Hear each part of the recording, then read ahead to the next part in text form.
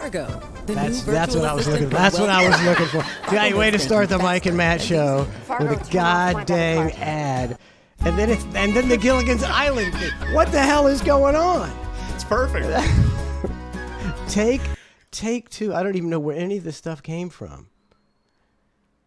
In action. Welcome to the Mike and Matt show, the Matt and Mike show, Eminem. Some people are saying you should call it What's Up With That Shit. And I was like, I already got one show named Clusterfuck that I realized I shouldn't have named Clusterfuck. You're going to get too many expletives. I got you. And people don't want to... So that's why we just call it Cluster F usually. Because fuck is just such a...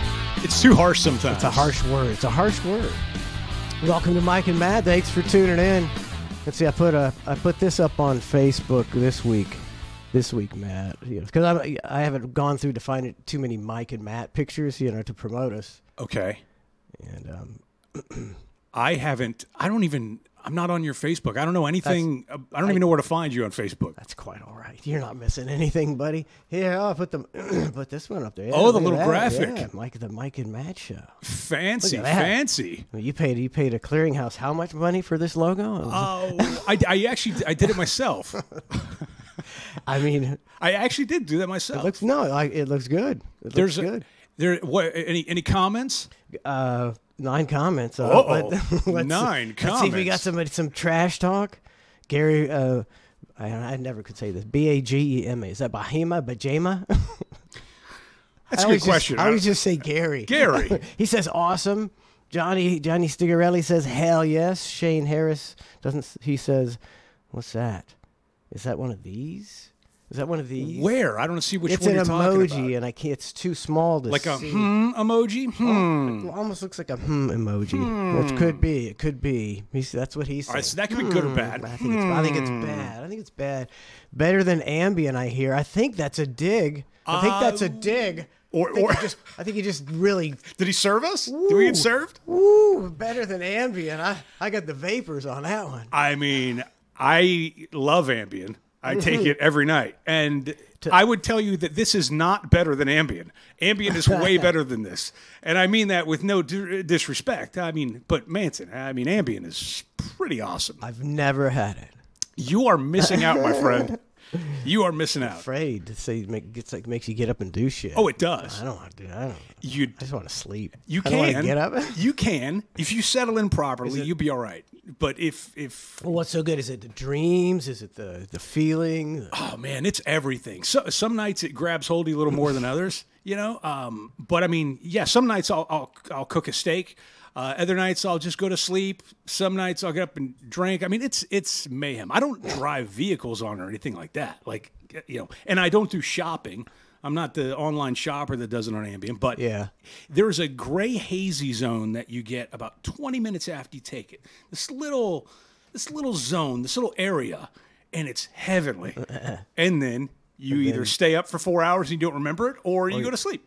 If you stay up for 4 hours, do you feel like you slept for 4 hours? Like, is your brain asleep, but half of it's awake? Well, or no. Do you feel like shit the next day? Like, what? I didn't even feel like I slept. Yeah, you kind of feel like shit because I wake up and I'll go, man, all right, I got a good 8 hours of sleep. And then I find out I was up until 3 a.m. I'm like, what? I went to bed at 11. No, you didn't. You got back up out of bed and you did this and did this. I'm like, I guess that's not good.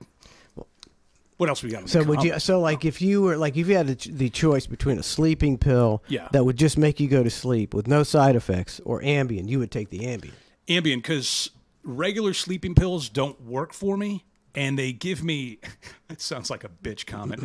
They give me night terrors. Like I can't. It'll. That's not good. Yeah, it's not good at all. It's miserable. So I realized I can't take those, but I also can't sleep. So the only one I have to take would be Ambien. It's like the only option. Yeah. Well, I was just saying, like, if they came up with a new pill and you could take it and you go to sleep for 8 to 10 hours and wake up feeling refreshed, and you don't have to worry about getting up and eating buttered cigarettes. I would take that. You would take that one. Yeah. Over the Ambien, for sure. Yeah, for sure. Because the Ambien, you don't. So again, sometimes it goes great. Sometimes it works out fine. Other times it does not. So I'd rather I hate that get a full night's sleep. I hate the crapshoot.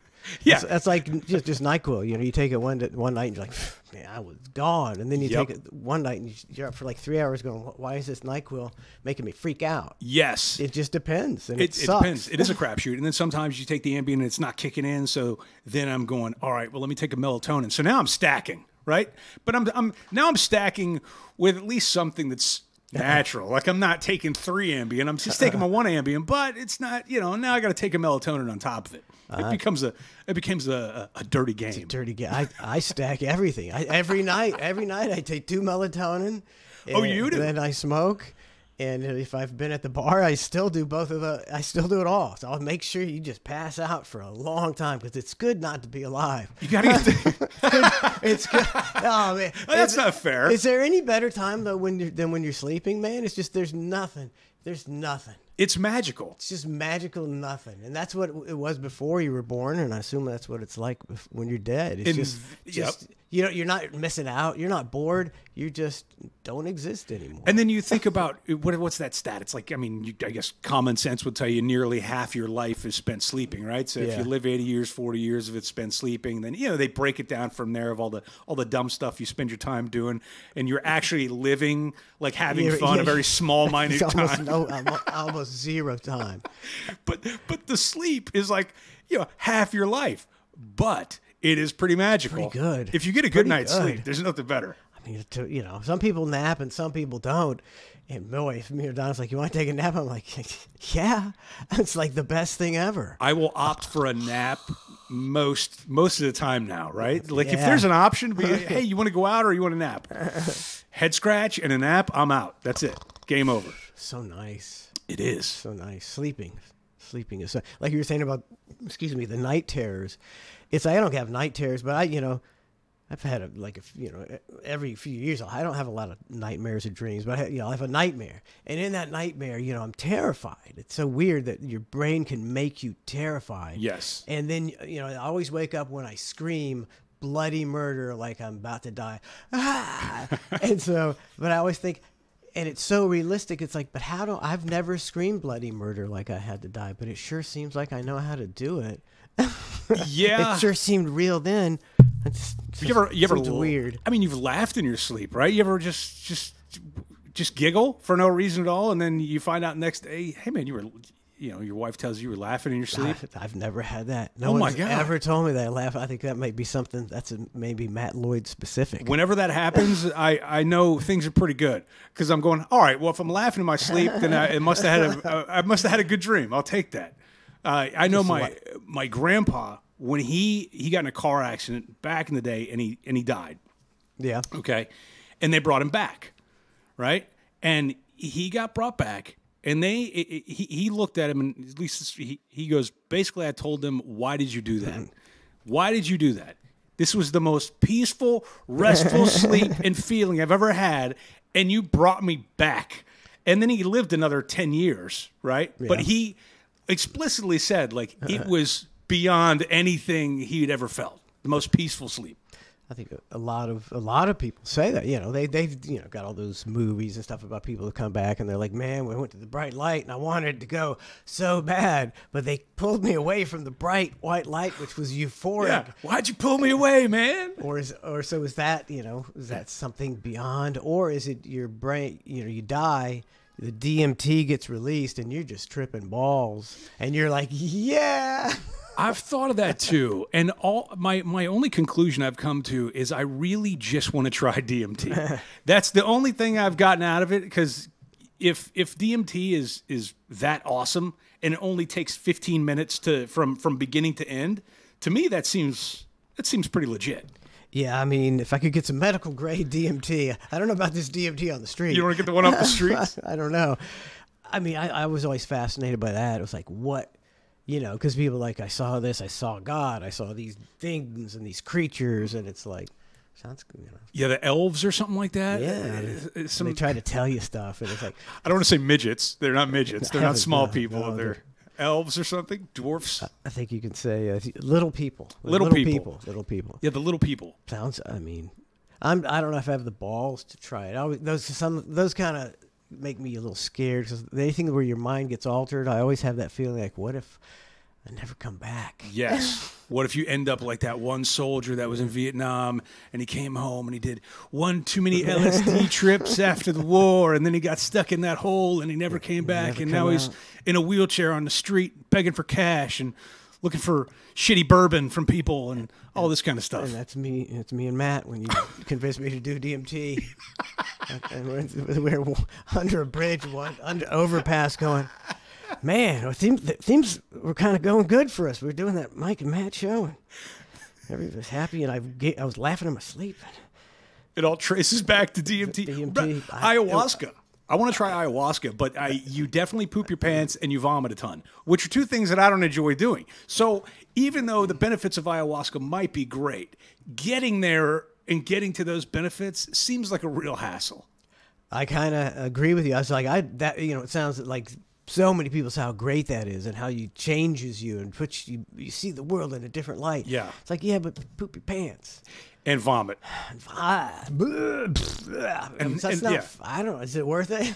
I don't know. To see, to climb to the mountain and find what it's all about. I question the same thing. I just don't want to poop my pants. Yeah, pooping your pants sucks. And can we get Big Farm involved and get a poopless form of what is it? Ayahuasca. Ayahuasca. Ayahuasca. Of course, they'd ruin it. They would totally ruin it.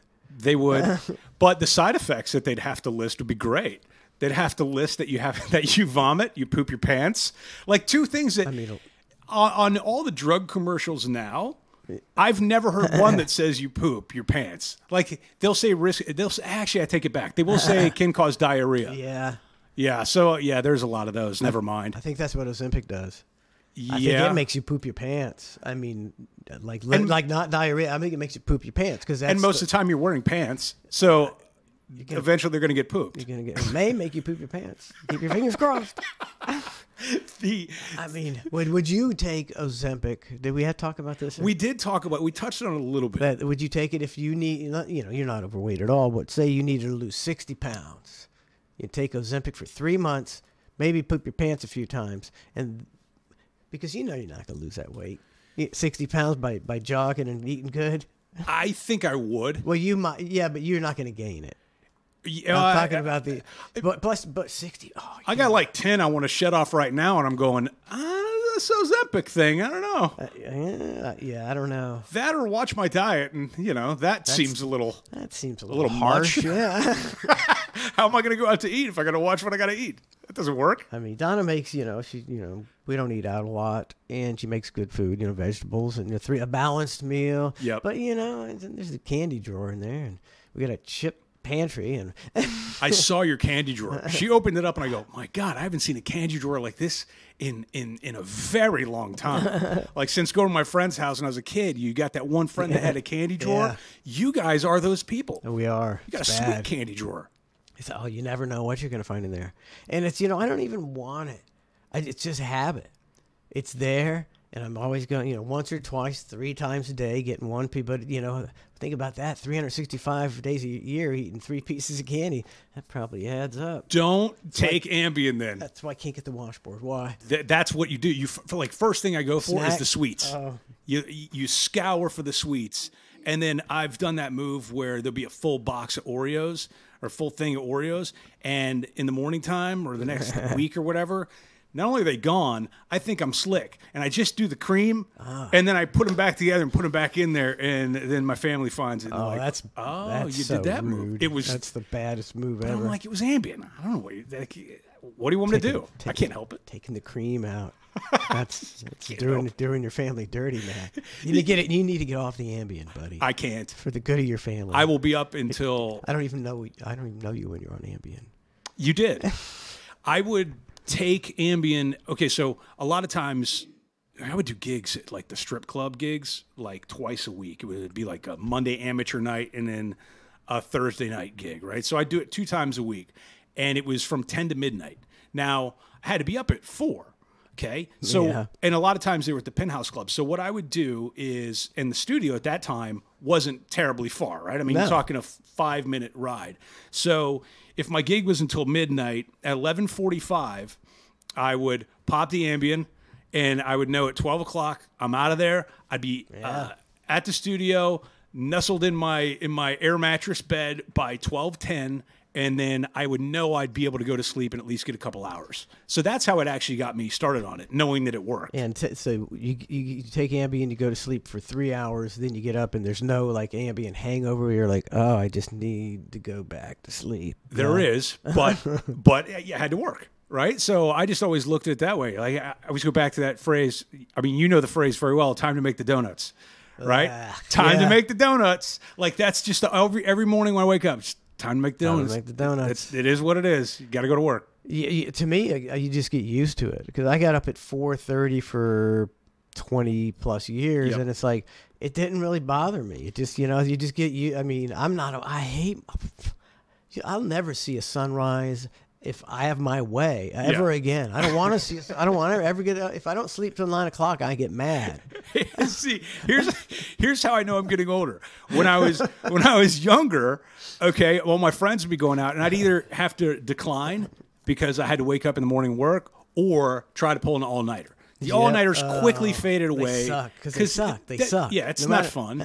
You're not looking forward to work the next. It's just not good. So I would just more often than not decline. And now I'm older. Now I can't sleep in for the life of me. Saturday mornings, I'm up at 6 a.m. I could go to bed at 2 a.m. I'm up at 6.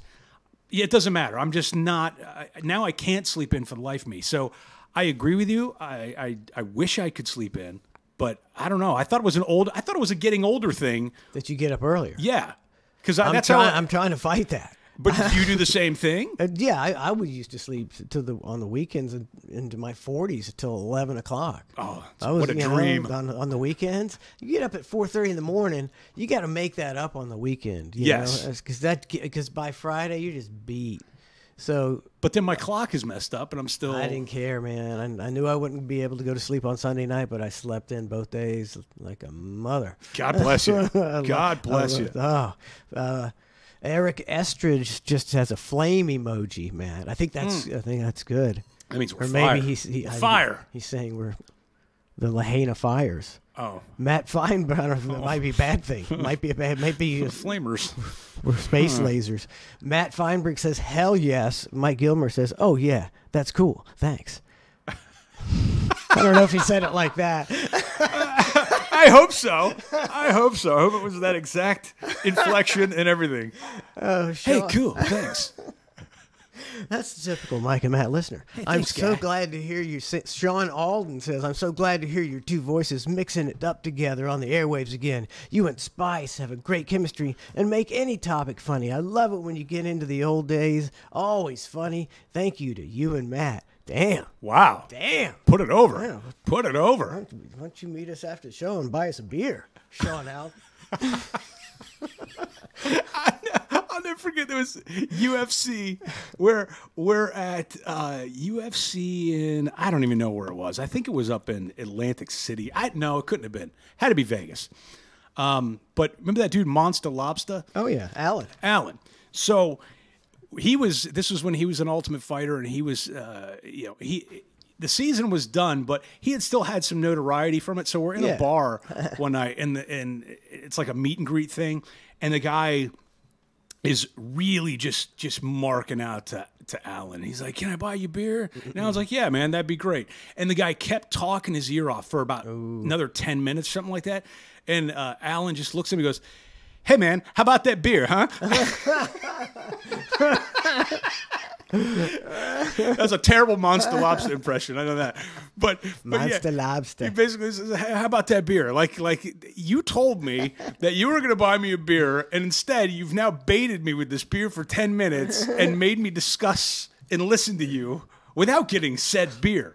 Yeah, like he didn't fulfill his end of the obligation, and he called him out on it. I like it. It was great. I think I've done that before. It's like, I get when I'm usually at a meet and greet, and I've smoked, and so I got the cotton mouth, and I'm trying to get a beer, and somebody I was like, "Man, you can follow me up," but I'm getting a beer, and then they usually buy it for me. Oh, nice move, nice move. It's me. I'm cheap that way. Now I was looking at your beer, and I brought you over a different kind of beer here the other week. I brought you over a pumpkin beer of some sort. I don't know what it was. Yeah, I don't don't drink a ton of beer, But when I like the only time I really drink beer is around Halloween because I'm one of those pumpkin beer assholes. Aficionados. Not aficionado, Just an asshole. asshole, yeah. Just a total beer asshole. Total beer asshole. Yeah, because like a lot of guys, they'll wait. The pumpkin beer that doesn't start until October. I'm like, man, I'm searching for that shit in August. I'm like, oh my god, they've got pumpkin beer. All right, I'm gonna buy a sixer, whatever. So I'm that beer asshole. Are you the beer snob guy, or are you just a regular? Do I look like a beer snob guy? Not at the moment, No. but if you go I'm somewhere, are you the craft beer guy? I'm a reverse beer snob. I'll go to the craft beer place and say, "You got something?" I mean, I'll say like some kind of pussy beer because that's what I want. How you say Miller Lights? Yeah, I went out and smoked, so I'm gonna need to drink a lot because I got cotton mouth. But I don't want to get too drunk, so I'll just drink this shit. That's that. I don't know. You know, I've tried. You know, I'm not averse to it. I've always tried these craft beers, and that aftertaste, that IPA aftertaste, is like I can't do IPAs. Yeah, I can't do it. it is. Can't do it. IPAs are brutal. The pumpkin thing, even that, I mean, the aftertaste isn't great, but there's one called Pumpkin, which is really good because it literally tastes like you're drinking pumpkin pie. And I mean, who doesn't love pumpkin pie, right? If you can have it in liquid form, why the fuck not? Pumpkin pie is dog crap. Hey, what are you talking about? It's the worst pie of all. That's Are we why getting into a pie debate? We're going to get into a pie debate. Finally, I've been waiting for this for so long. It's the After worst- 25 years, Well, I we're was finally like, getting to the pie finally debate. get to where we. It's the worst pie. That's why it's only offered once and sometimes twice a year at Christmas. Twice a year because it's not good. What do you? It's not good. Otherwise, you'd be every you go to a restaurant, you go, oh, you got pumpkin pie. Nobody does that. It's true. It is it is definitely a seasonal opportunity. I mean, look, I'll eat a pumpkin pie. It's not bad, but I would never go out and buy one. I would only eat it on Thanksgiving because somebody offered me one, and I'm being polite. I'd never go out of my way to get a pumpkin pie. What are you, one of those apple pie assholes? Huh? You little pie snob? Maybe I'm not really a pie guy at all. I mean, I would prefer almost any other pie other than like a pecan pie. Pecan pie is good. Now, keep in mind, it's not that I love pumpkin pie, but if I can drink a liquid form of pumpkin pie in the form of beer that's got 8.6% alcohol content, that's my goal here. That does make it better. That's the end game. Pumpkin pie alone does not have alcohol content. Therefore, I don't give a damn That's about true. pumpkin pie or any pie for that matter. Any pie. I'm not a pie guy. We've come to an agreement. I think we've got ourselves a goddamn deal. Matt Feinberg says, hell yes. Mike Gilmore says, oh, yeah, I already said that one. My bad. That was a great show. Listening right now. I don't know. That sounds Oh, is this from, so this is, what From today. Facebook page is this? This is mine. I'm not even friends with you on Facebook. Michael Waters' Facebook page. Michael Waters. Yes. Blind Lawrence says, take it from the blind guy. The logo is awesome. He lied about being blind. He's not blind. He's not 100% blind. I remember that. And I always thought he was blind. And then it turns out How blind is he? he's pretty blind, but not all the way blind. And I felt like he betrayed that thing because Are you sure? Because aren't his eyes like turned up in the back of his head kind of deal? That's why he wears his. Are you sure? I mean, he's listening. He can reply. Oh, if he's listening. he can rebut. I mean, he might not be listening, but you commented on the Facebook. There was something like he had like 1 or 2% vision. But my point is, well, it's not 100%. I thought blind is Yeah. blind. And I'm fascinated with blind people, as you may or may not know. I think, blind people are like the most fascinating people in the world. Yeah, I mean, it was very interesting. When we'd have blind guys on the old show, and everybody had all these questions of what it's like to be blind. I mean, we're not wanting to be blind, but it's fascinating. How would you imagine things look when you don't have any experience about what anything looks like? No reference. You don't even understand it. And porn for blind people is pretty crazy because it's just very descriptive audio, like very descriptive audio. Probably disturbingly. It is very disturbingly descriptive audio. I know you're not. I imagine it has to be. It has to, because that's all you got. and you've got to describe everything, and you've got to do it in a way where it's sensual and sexy, and whoever's doing those voiceovers, God bless them. Damn thing. Or writing the script for that matter. I always thought like people who are handicapped. See, in this world, I believe in this country that we have plenty of money. If they didn't steal it all and then weren't so corrupt, that we could have all kind of services. Like if you are, paraplegic, or you're blind, or you have some kind of disability and you can't have sex, nobody wants to have sex with you. The government provides you. I think they do that in Japan. If you're a paraplegic, they send a girl to your house and she's here to take care of you. Really? I think so. And it's like, it's a human, it's not a right, but it's a human need to have sex. It is something that everyone should experience. For many people. And just because, you're we're born, a certain way and no one wants to have sex with you, you should be able to have sex. And the government should pay for it. And that's not socialism. That's quit stealing our money and pay for some shit that would benefit people. It's not a bad platform to run on. Well, there is that, like the, what's it called? The bunny ranch. And, there's those hooker ranches that... Well, obviously you go there. They don't care, right? They're going to get their money. But they also, I feel like they do it in a way that's, you're not like another customer. It's not like, hey, yeah, come on back. They pretend to like you. Yeah, I feel like, oh, aren't you cute? They pretend a lot more than the average prostitute. Because it's a gimmick. They have to put it over. They got to put it over. They got to sell it. Yeah, big time. Do you think they like draw straws when the guy... guy comes in there. They're hide behind one another. Don't pick me. That's cruel. Absolutely cruel. I went to one of those places with the radio station trip. Yeah. It wasn't the bunny ranch. It was a place called the Chicken Ranch. It was a poor man's bunny ranch. And I didn't do anything there. It's just not my thing, right? But I had to go because it was part of the event. We had listeners there. We took a big bus out there. Yeah. And 2 listeners did not come back with us. They stayed. We don't even know how they got back from Vegas. Oh, my God. They were gone. They had no interest in leaving at all. We were like, guys, bus is taking off. They didn't care. See you later. Yeah. See, that's at the Bubba Paloozas and at the parties where people would come later on. We had the parties where for the Twitch parties, sure, for the people who cheered the most money.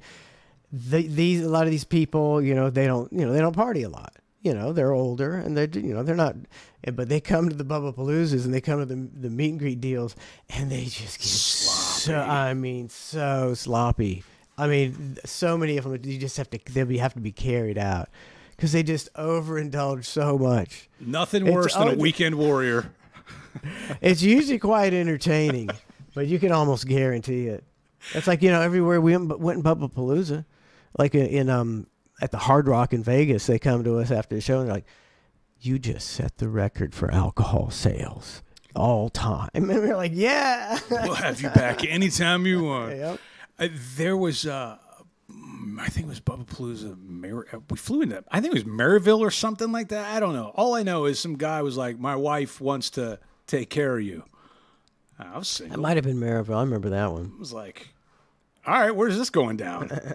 And took me to the minivan, and she worked me over next to her baby seat.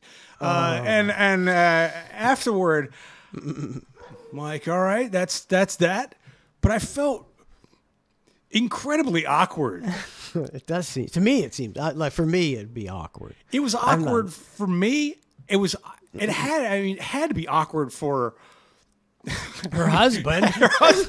Even though he offered. It didn't seem so awkward for her.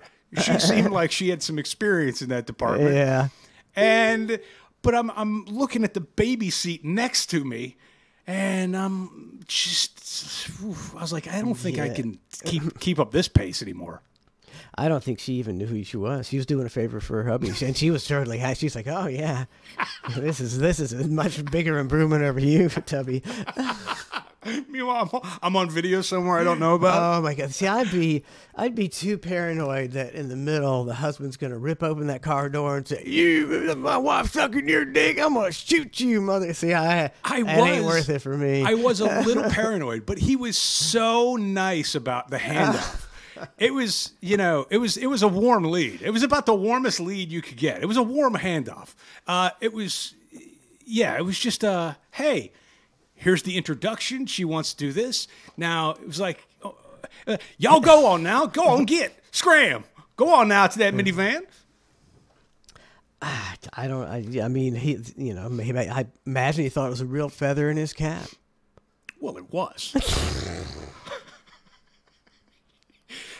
Oh, She accepted my seed. Oh, yeah. This how you were sucking Spice Boy? Oh, no. Is this how you were sucking Spice Boy? Call me Spice Boy. Oh, call me Spice Boy. Oh.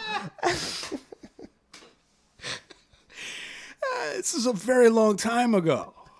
Very long time ago. I think like wasn't it like a parking lot? We were It like was. a breakfast restaurant or something in the middle of the night or something. Yeah, that sounds about right. Yeah, it was And everybody was like, that was the buzz around. I was like, "Man, he's getting blown by this guy's wife, man." We're all like, "What? He's gonna get?" That's right. Everybody's degenerates. Not just one, all of them. All parties involved, just degenerates. Before I hopped out of the minivan, I unclipped the baby seat. That'll learn them. Oh, a baby seat. Matt Moose just cheered 200 bits. The infamous Matt Moose. Matt Moose. Now, do you know these people? Many of these people, I know. Like you've met them? Many I have met. That's cool. Because we have a meet and greet once a year. We're doing it for the Cluster F.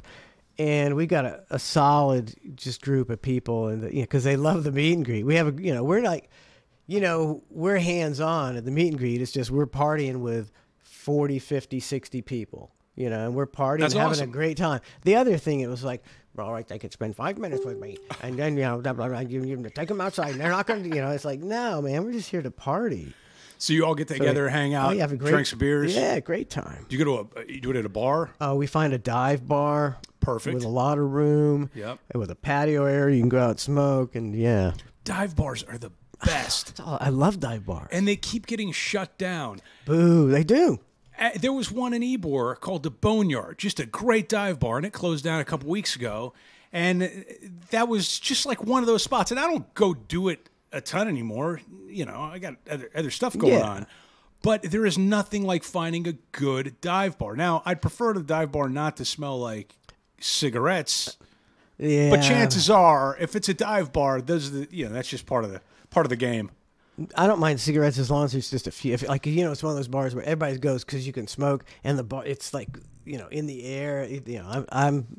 I'm so, haven't smoked or been around that in so long that it just ruins my time if there's a ton of smoke in the air. Yes. But I love dive bars, Dive bar. Play some pool, play the good jukebox. I want a place with a jukebox. Yes, and a good pitcher of beer. Like Pitcher the of old beer. school plastic pitchers, not the glass Yeah, stuff, the like a plastic pitcher that they put ice in a bag and set that bitch right. down in the middle. Plastic. Yes. Way better. I don't even like glass pitchers. Man, give me that cheap ass plastic. That's the cheapest kind of plastic ever. Oh, that's so good. I want to go have some chicken wings, drink a pitcher of beer, play some pool, hit the jukebox with some really cheesy music. You sound like a Willie Nelson song right now. See, I'm a simple man. Like who's Aaron Lewis, the Stain singer, yeah. and he went country, and he was like, when he was on the show, he's like, man, I'm just not angry anymore. I don't want to think about all that stuff. I want to sing about going to the beach or going to the fishing hole with your kids, man, and putting your toes in the water and having a beer. And I was like, that's me. That's all I ever wanted out of life. I'm a simple guy. There is something I don't to be want to said go for anywhere. that. We were in South Tampa last week, and for those of you maybe listening or catching up on this later that don't know what South Tampa's like, it can be a bit pretentious. Yeah. Just one of those areas. Yeah. For sure. And we were there, and the whole time I'm like, I got to get out of this area. I don't like anything about where we are right now with the girls with these expensive handbags and the guys pretending to dress fancy. It's just all the stuff. Yeah. Just reaffirmed. I was like, I got to get out of this. I don't like any of this stuff. Stuff. I'm pretty much with you. I mean, except for my Tesla. And my giant house. Other than that, the stuff is inconsequential. He's so preachy. I mean, I'd like to think the stuff that doesn't make a difference, but the car drives it fucking self. What do you want from me? It drives itself. I forgot what you're talking about. You're talking about not being pretentious. Yes, weren't you? yes. I was talking about not being pretentious, and followed up by Your pretentiousness. my car that drives itself. Yes, my hypocritical nature. So the reviews on Facebook anyway, man, were just glowing Facebook reviews as always for, That's for the great. Mike and Matt show. Well, we appreciate it. We've always had a great chemistry, and I always enjoyed working with Matt back on the old show. Anytime Bubba wasn't there, I was like, oh, we get to do a show. And that's always fun. It was fun. The day will fly by. Yep. Until somebody calls in. or constantly constantly texting me going, do this, you have to do this, blah, blah, blah. Like, why just come into work? Why are you even doing this? Just be here. It's okay. You know, or if you're going to take a day off, sleep in. Sleep in. Take the day off. Couldn't stand it. Yeah. I'm stupid. I'm being stupid. You're playing this audio clip too early. You can't give people radio gold before 7:30. Like, I can give them 4 hours of it. It's okay. We got more. So yeah, it was always refreshing doing a show. I mean, we've done it with something like sometimes originally it was me, you, Cowhead, I guess. Yep. And then me, you, and Brent used to do it. Yeah. That sucks. I'm sorry. That guy sucks. That guy just sucks. I can't even hold it in anymore. I've tried to take the high road on some stuff, and then over the last few weeks, as we've been doing these broadcasts and just kind of hanging out and going over old things, it's like you unzipped me, and now I'm unzipped, and I'm thinking about all the stuff that sucked about that guy, and I can't think of one redeeming quality. That guy sucks. I'm sorry. Matt unzipped. I can't do it. You know, and like I was the only guy. And I think it's because he tried to get me fired so many times. Well, there's a lot of negatives there. But I was, he would always talk to me, and occasionally I found some of the things he said interesting, about 10 to 20%. There's a lot of other stuff that you had to sit there, and then he'd close talk you and corner you, and you'd have to go, I got to take a piss to get away. Smelling like a wet dog. Yeah. And, I did the pagan, I'd throw him bones. I say, hey, you want to do the pagans and potheads with me? I'm trying to be nice. And I didn't hate him. And then then whatever he did, and he just kind of turned on me and, it's calling me out and calling all this shit. And it's like, I wonder if I'm the only person who didn't treat you like a fucking asshole. That's not true. I didn't treat him like an asshole. I treated him like a colleague, okay, because that's what he was. Mm-hmm. And I just dealt with it. I would just deal with it. But now I don't have to deal with it anymore. So yeah. I will say happily, that guy sucks. I mean, I think he was fine on the show when we were rolling at our best. He was, you kind of, sometimes you need that guy that's kind of the guy that half the people hate and half the people like. And he serves a role, and, we did a lot of Brent bashing. But he was such a know-it-all. The Brent songs, he couldn't, sometimes he couldn't talk. Brent had me, that's, made, or maybe we made the show better because of, because of how we played off of it. His suckness was used as fodder. That's like, the stripper. What? What's his name? What? Raphael. He sucked so bad he was comedic gold. That's true. Horribly. He sucked horribly. What? He was harmless. Oh, I the best was, when on Valentine's Day one day we made him dress up in a diaper. As Cupid. That's and right. He comes into my studio and he goes, Manson, I came here to be a radio superstar. I don't think wearing a diaper out on Candy Boulevard is being a superstar. Do you? No, it's not. Oh, my God. He was great. Was solid gold, man. Raphael. I wonder what Raphael's doing now. He's got to be 70 years old because he was like 45 at the time. He wasn't young. some of these guys, some of these old Chippendales dancers, because that's what he was. He was like one of those male review dancers. Tying off his penis to make it appear large when it was flaccid. Which is a fascinating party trick in itself. I never even I never knew the tricks of the trade until Raphael started like talking about that stuff. I'm like, so wait a second. So it's worked up. And then you take a hair tie or a rubber band and then you just cinch it off? Cinch it off. How many strippers have to have their penises amputated because they like die? Their penis dies and turns black and dies in the middle of the act. you gotta get some blood to that thing. Helicopter in this dead penis. Now, I don't know how women enjoy that. I mean, I guess in the same way men enjoy the ladies at the strip club, but it's a little different to me. It's a lot different. It's a lot different. It's a lot different. Yeah, so that's why they're all tied off. So I guess you get like 50 to 75% hard, and then they tie it off so you can sling it around. And they sling it around a lot. When I was in a band, they're doing one in Emerald City. Emerald City, in between sets over in Fort Lauderdale. And so we're like, well, we'll just hang out here at this back table and watch these dudes strip. And it's just like, man, they get it going like helicopters, and they're right in girls' faces. It's like... It's the only gig that you can just assault people. Totally assaulted. And they pay for it. They want more. Although, I will say, I was... all this latest all the woke stuff over the last couple years. Yeah.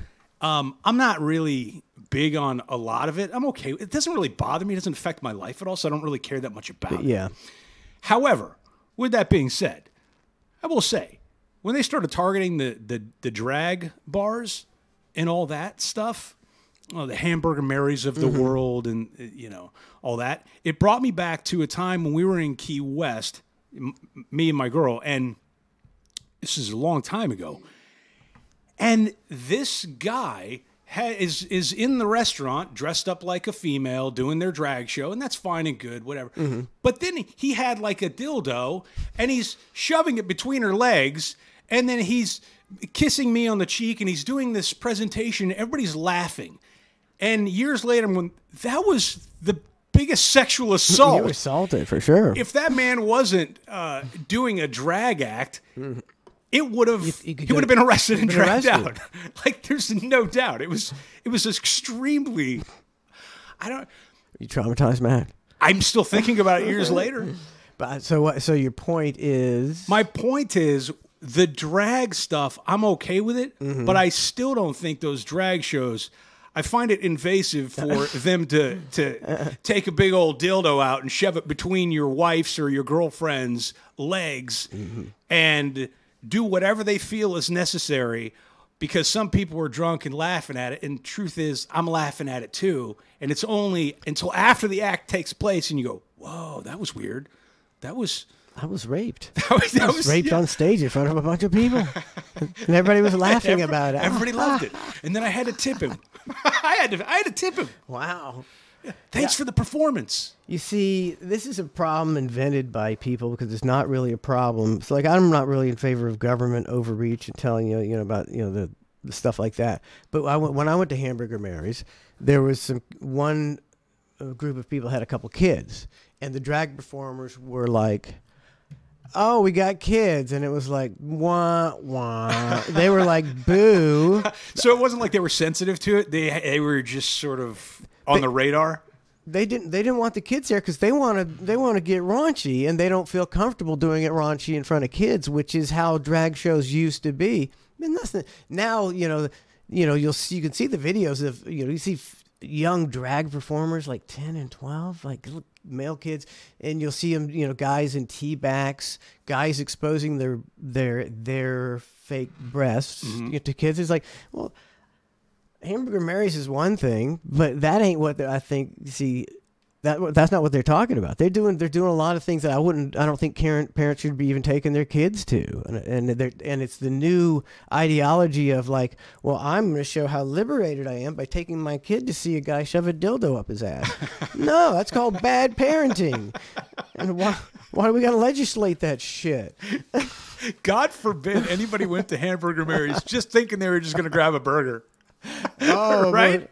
If you don't know what it was, if you didn't know it's some sort of drag Oh show my that God. goes on twice an hour, and you're You'd just be there to freaking grab a nice burger and a beer, and then all of a sudden the lights drop down and you got that going on, it'd be quite the shock to the Oh, system. it would be, especially like like I'm the kind of guy, like I'm not looking to participate in comedy shows or drag queen shows. I'm not that guy, so I'm just trying to be low key. So naturally, the big 300-pound drag queen comes up and sings a solo to me. You think you're trying to be low key, huh? There's a spotlight on us and everything, and I'm like, I'm fine with it. So you rolled with the punches. Yeah.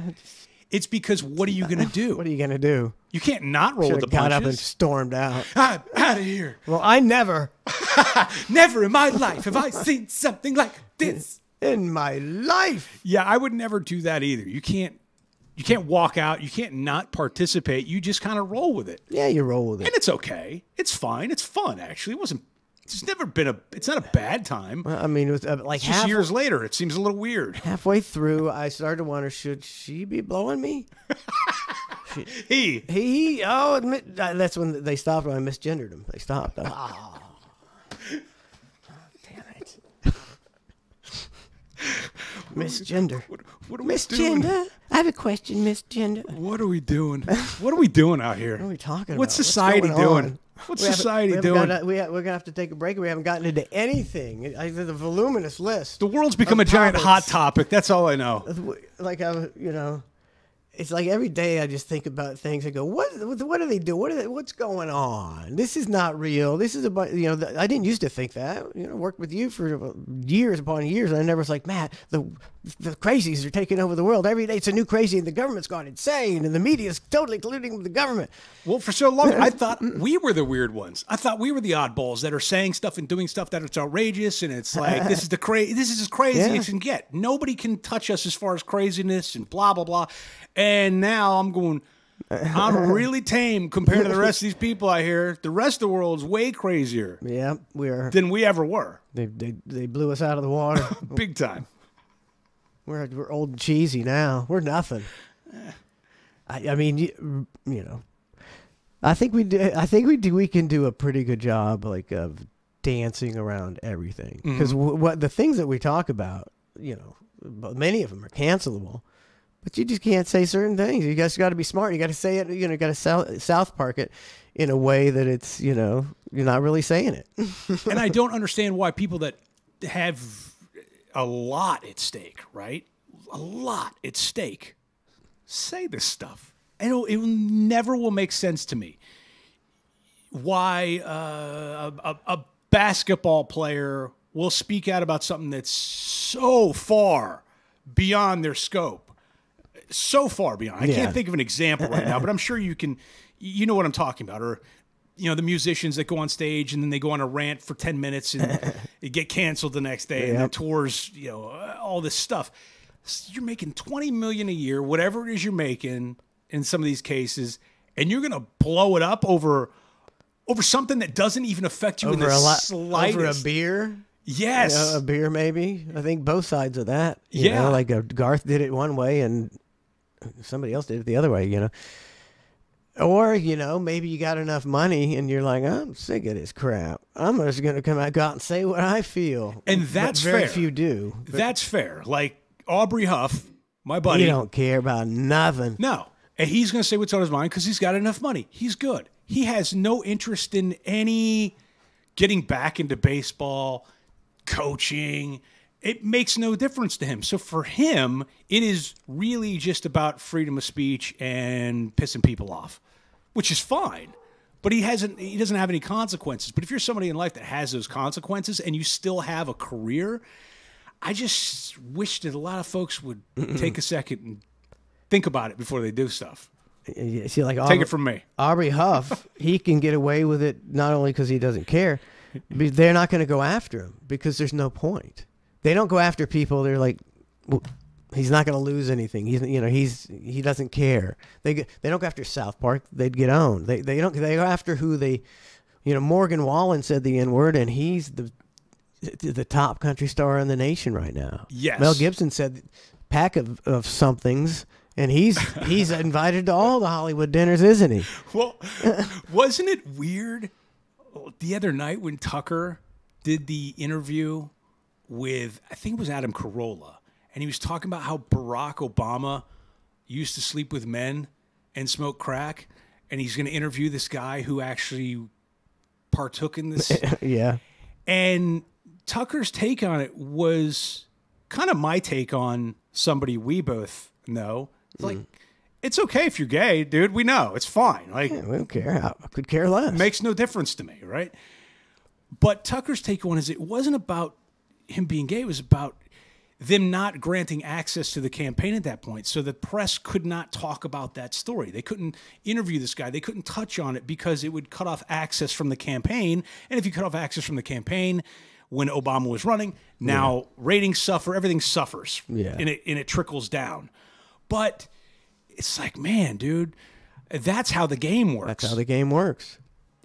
I mean, you didn't even give anybody in that Obama story, nobody even got a chance to get canceled. There wasn't even the opportunity to get canceled because they cut it off at the pass and says, don't even talk about it. Don't even think about it. Otherwise, you're done.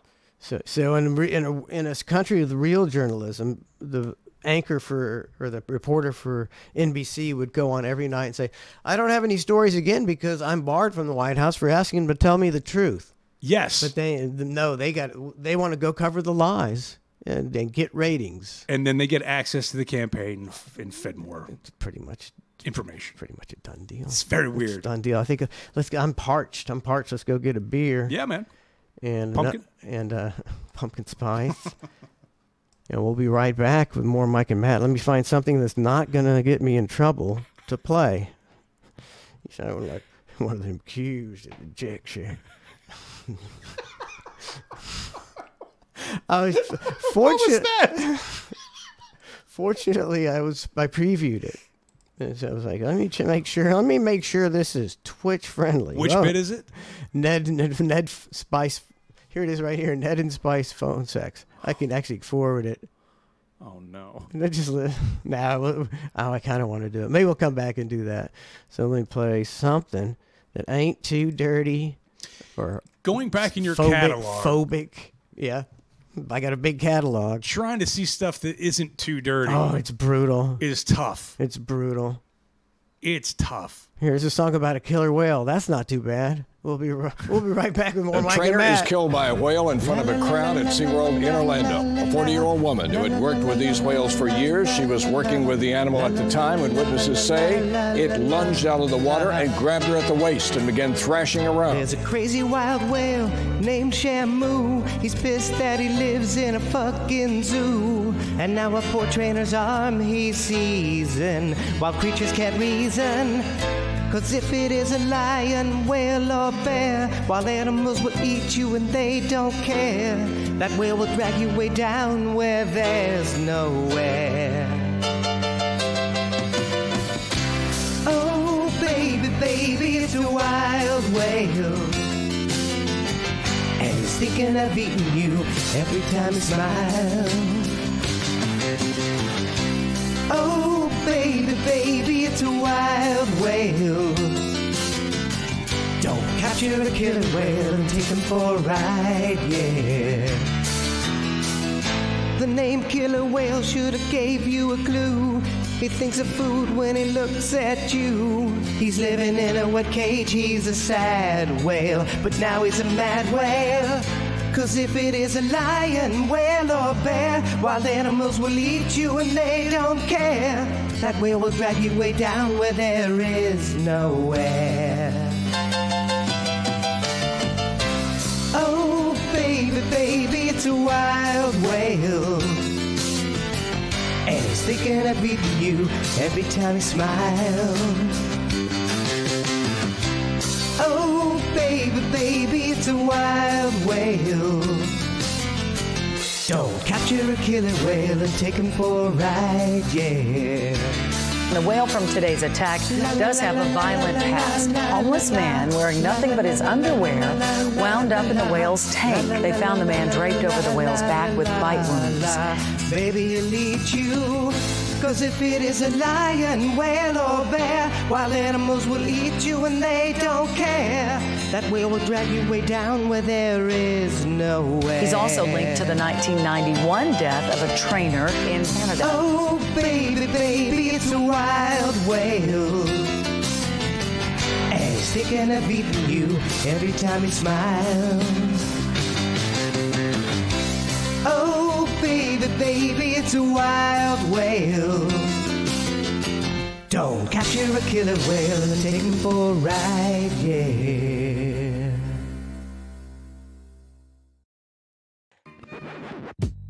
One washed up cam girl and a cheater who lies, cheater who lies, cheater who lies. One washed up cam girl and a cheater who lies, cheater who lies, cheater who lies.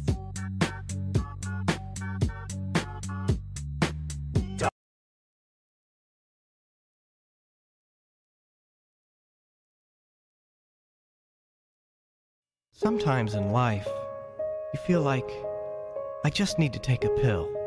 If this sounds like you, ask your doctor about Xanoxymethylvicainex. Xanoxymethylvicainex has something for everyone. We're not going to tell you what that is, but if you go see your doctor, he will give you some. Ask your physician if Xanoxymethylvicainex is right for you. Common side effects are vomiting, bleeding, sweaty nipples, an uncontrollable urge to eat cat shit, passing out, short comas that lead to long comas that become permanent. Call your doctor if you have the urge to put on blackface and dance a soft shoe. Some users experience a severe allergic reaction to the color yellow. Discontinue using Xanoxymethylvicainex if you have face rot, epileptic seizures, or a feeling as if someone has beat you black and blue with a tire iron. Symptoms may include oversized lips, hemorrhoids with pimples on them, the inability to grow a handlebar mustache, brittle bones, extra skin, dead tongue, giant kneecaps, an uncontrollable urge to dress like a Confederate soldier, lack of sex drive, increased sex drive, black diarrhea, brown urine, depression, oppression, obsession, cancer of the penis, smelly gums, dry taint syndrome. Black men may not feel like dating fat white girls, belly button ooze, thoughts of suicide, a sudden hatred of gingers, a desire to play Russian roulette with 6 bullets, a bizarre feeling that Jay Leno is funny, shrinking thumbs, an inability to understand what the drive-thru worker is saying, an urge to have sex with animals, a need to sever one's limbs for sexual gratification, a desire to wear your cowboy hat very low like Dwight Yoakam, restless legs, impatient arms, disgruntled feet, whimsical eyebrows, an uncontrollable urge to shoot your children in the back of the head because they became mouthy, joint pain, shrinking taste buds, addiction to Yahtzee, or violent male menstruation. Call your doctor to see if Xanoxymethylvicainex is right for you.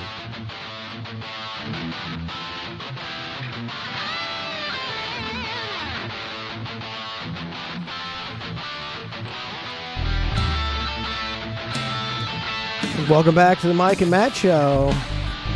Uncut Meaty Mandingo gifted 5 subs. Appreciate it. Woo! Sucker Free subscribe for 13 months. Thank you, Sucker Free. I think this is like a chat from 12 hours ago, actually. There it is, Uncut Meaty Mandingo. I got you. Appreciate you tuning in. You know, Matt, we've done about 4 or 5 of these, and I gotta tell you, we blow all these hacks out of the water.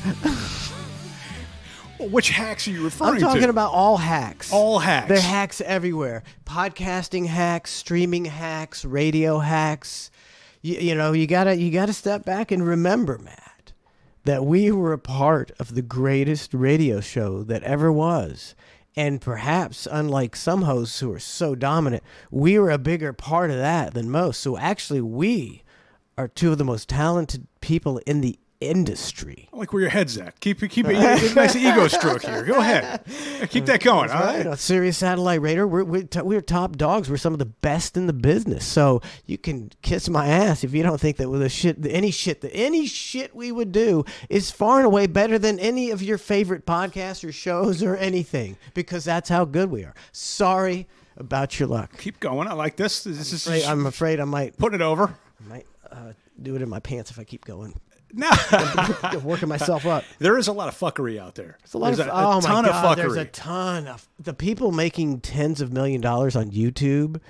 I mean, there's such no talent hacks. Here's the thing.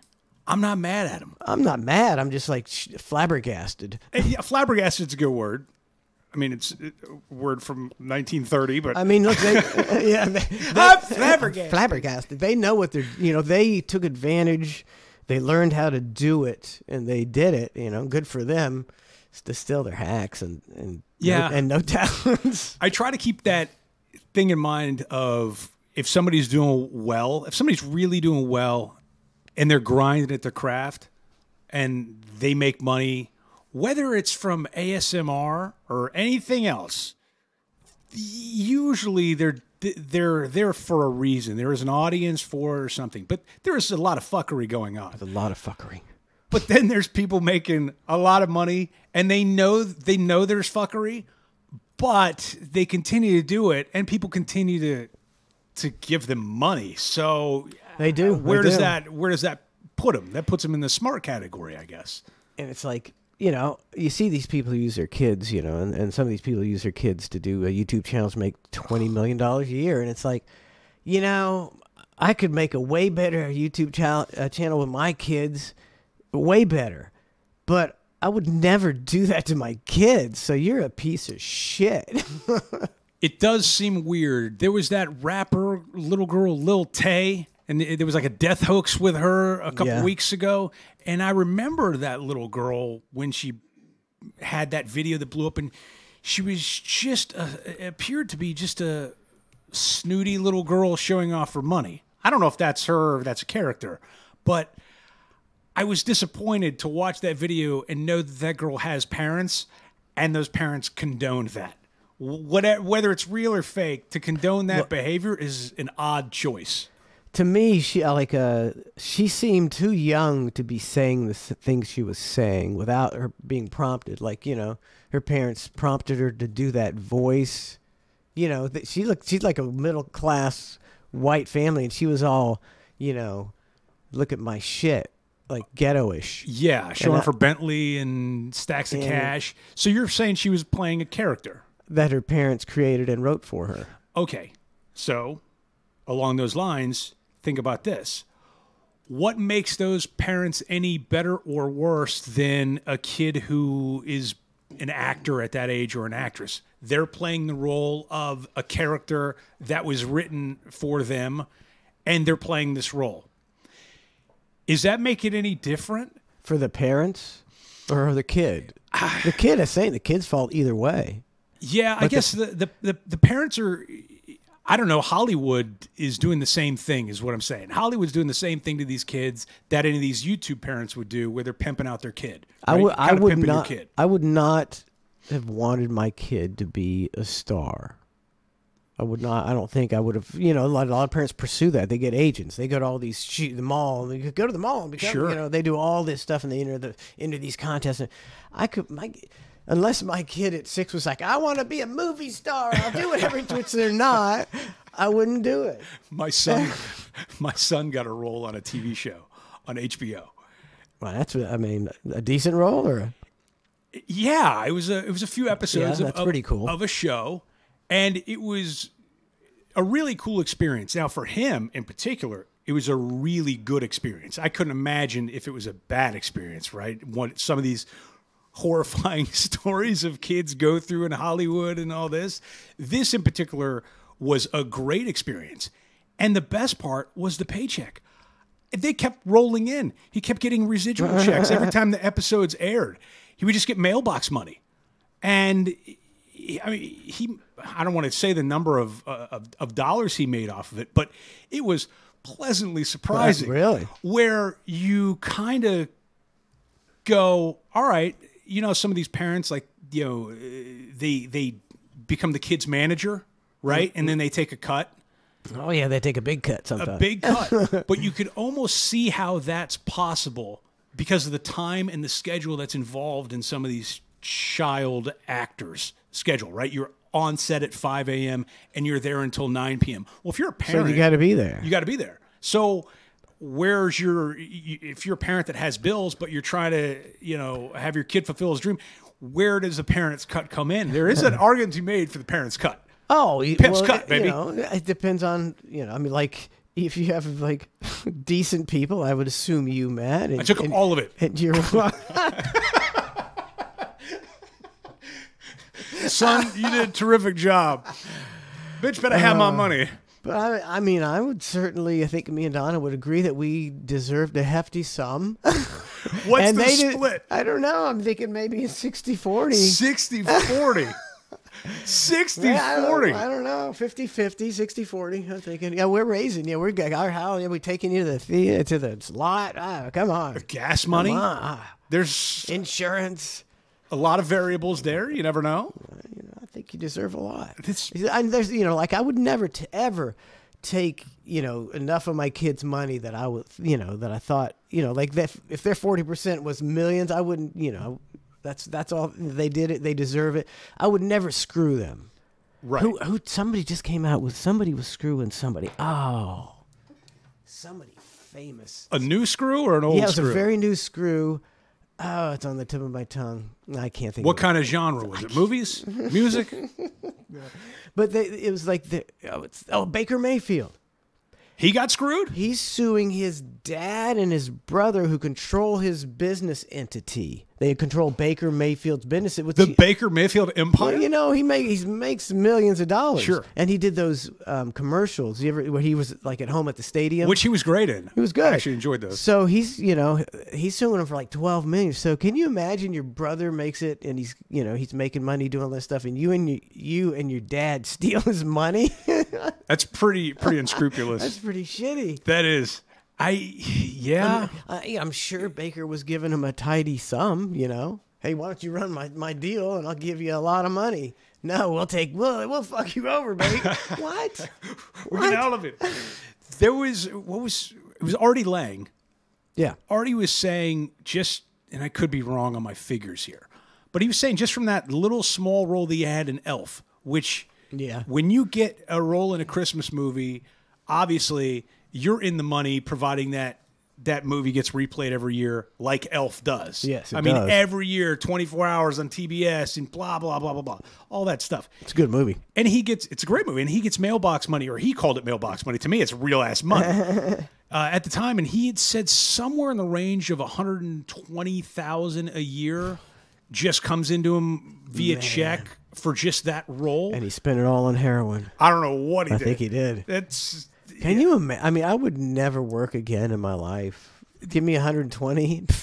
To me, that seems completely Retired. good. Yeah, that's the thing. I look at even these other actors back in the day. Now, I guess it depends on if you're getting residuals or not. I don't know how all that works. But you look at like the Corey Feldmans of the world, and you think that he was in a lot of movies. He's got to be getting some sort of mailbox money where he doesn't have to do rapping and singing and whatever the hell it is he's doing. He could lay low, buy a place in Wesley Chapel, and chill, or find a small town somewhere in Texas.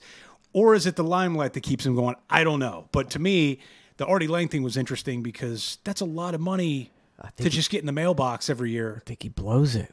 I mean, I think he goes on binges and just probably blows tens of thousands of dollars. I don't know if he does anymore. He may be clean now. Yeah, I don't know. I hope so. He was a good guy. Yeah, he was great. I hope so. This documentary I watched on Netflix called Painkillers. I don't know if you've heard of it or not. It sounds familiar. Okay. Highly suggest you watch it, or anybody that's, listening to this watches it. It's about the family who started making and invented OxyContin. Oh, yeah. The Sackler family.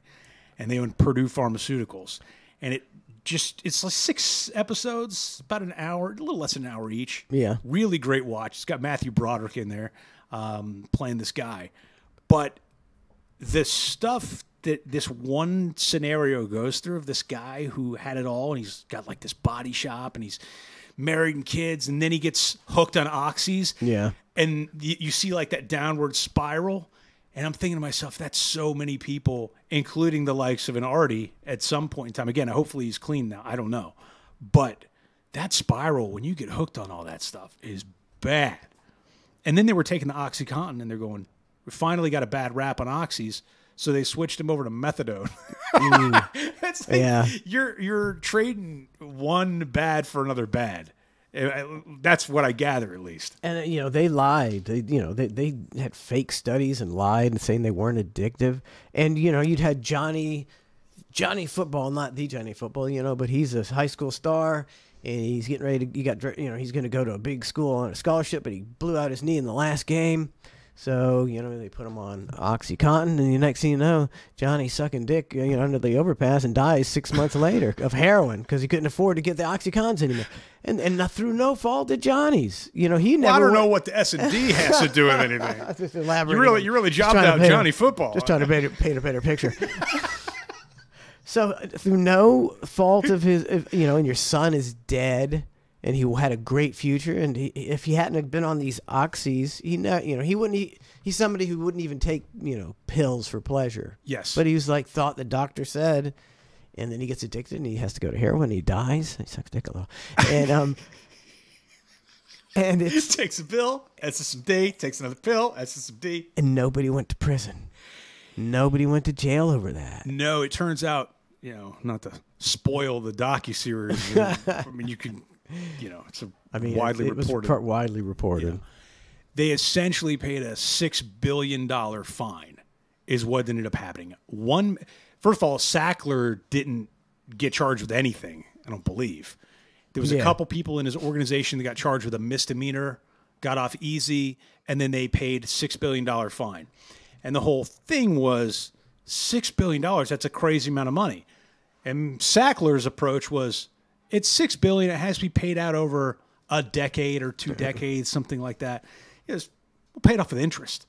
The money they had in the bank was so much that they're just basically making the interest and just sending the interest payments in. It doesn't even affect them. So they're using their ill-gotten gain to pay the fine. Correct. So it's no skin off their back, really. No skin. And the government, what is the government doing with that $6 billion too? That I wondered the same thing. Just taking it. There's nobody tracking that money. Yeah, they're sending it to Ukraine. Sending it to Ukraine. Yeah, it's true. Yeah, I don't know. It's a great docuseries though. If you want to check it out. Yeah, I should watch that. It'd probably just make me mad though. It's like because it's all true and it just goes on constantly, and for some reason, if you questioned Big Farm a couple of years ago, you were an a-hole. And it was like, I couldn't fathom it. Someone who'd questioned Big Farm for 10 years, and all of a sudden I was like, yeah, this is Big Farm. I'm like, you're an asshole. What? I just don't trust, I don't take the flu shot. I haven't taken a flu shot in 20 years. I was demonized for being just who I was, which was a normal person up until then. Who was demonizing you? Well, like society. Oh, just in general. Yeah, right. I don't associate with enough people to be demonized. Everyone, I don't know if it's just me, but almost everybody I hang out with believes the same way as me. Almost everybody. Well, it's almost, you take it back to the dive bar crowd, right? I want to be in the dive bar crowd. There's a certain part of me that wants to be in the dive bar crowd. And I know if I go into a dive bar, I'm not going to have to deal with the fancy assholes that are yelling at you for not having a mask on. Yeah. It's just a different type of individual in that bar versus a fancy steakhouse somewhere. I want to be with the people that have a little common sense and some scruples, not overboard. Yeah, just common sense. Yeah. Rational, critically thinking people. The common folk that you can only find at a dive bar. Actually, it's a bunch of dirtbags. Even better. Yeah, just the dive bar, just playing pool, drinking beer. Like if I walked getting drunk, driving home. Yeah, if I walked into a bar and everybody's wearing a mask, but they're attempting to drink a beer, I'm gonna leave. That's not the place for me. Yeah. I don't want to be there. We used to go to this place called the Green Parrot on North Del Mabry in Tampa. And for decades we went there, and then we'd have our meet and greets there, and it was like the only place, like during the heart of the pandemic, that we could have a meet and greet because they didn't give a fuck. Perfect. And so we had like 60 people there, no masks, no nothing. Oh my God, the outbreak afterwards, you wouldn't believe. No, nobody got it. Nobody got it. Are they still there? Is still open? They closed down. Oh no! After like 30 or 40 years, me and Donna would go there when we were youngsters. Oh, again, the dive bar's on the outs. Another one bites the dust. I know, and we were replaced by what? BJ's Brew House and all these. Nice Pizookie. No, let's not talk ill of the Pizookie. They do make a mean Pizookie. But just a dive bar. I'm like, there's nothing. All these new places. They're just not the same. where do you go? Where do you go? It's like there's no chain bars, you know, like with pool tables and jukeboxes. Where are the? I guess that Pool tables. You know why? It takes up too much real estate. that the pool would just be eventually phased out because it's not a moneymaker. I mean, pool kind of sucks. I don't play a lot of pool. I got a pool table here. I haven't used it in years. It's like, but it's not, you know, sometimes it's just it's a time, you know, it's like a. Give me table tennis. Oh, if you're going to take up the same footprint, right? I love table tennis. Yeah, between pool or table tennis, I'd walk into a dive bar that has table tennis before pool. I mean, I used to play table tennis for hours. It just rules. Hours. You know, like I had a friend and we were real close. You ever have a friend and play table tennis and every game it's like 20 to 21 and that's the last point. It's like that's a blast. Table tennis is the best. As far as those sports on like mini tables, whether it's between pool or was it foosball? Foosball. I'm not a huge foosball. No, you're spinning those things like an asshole.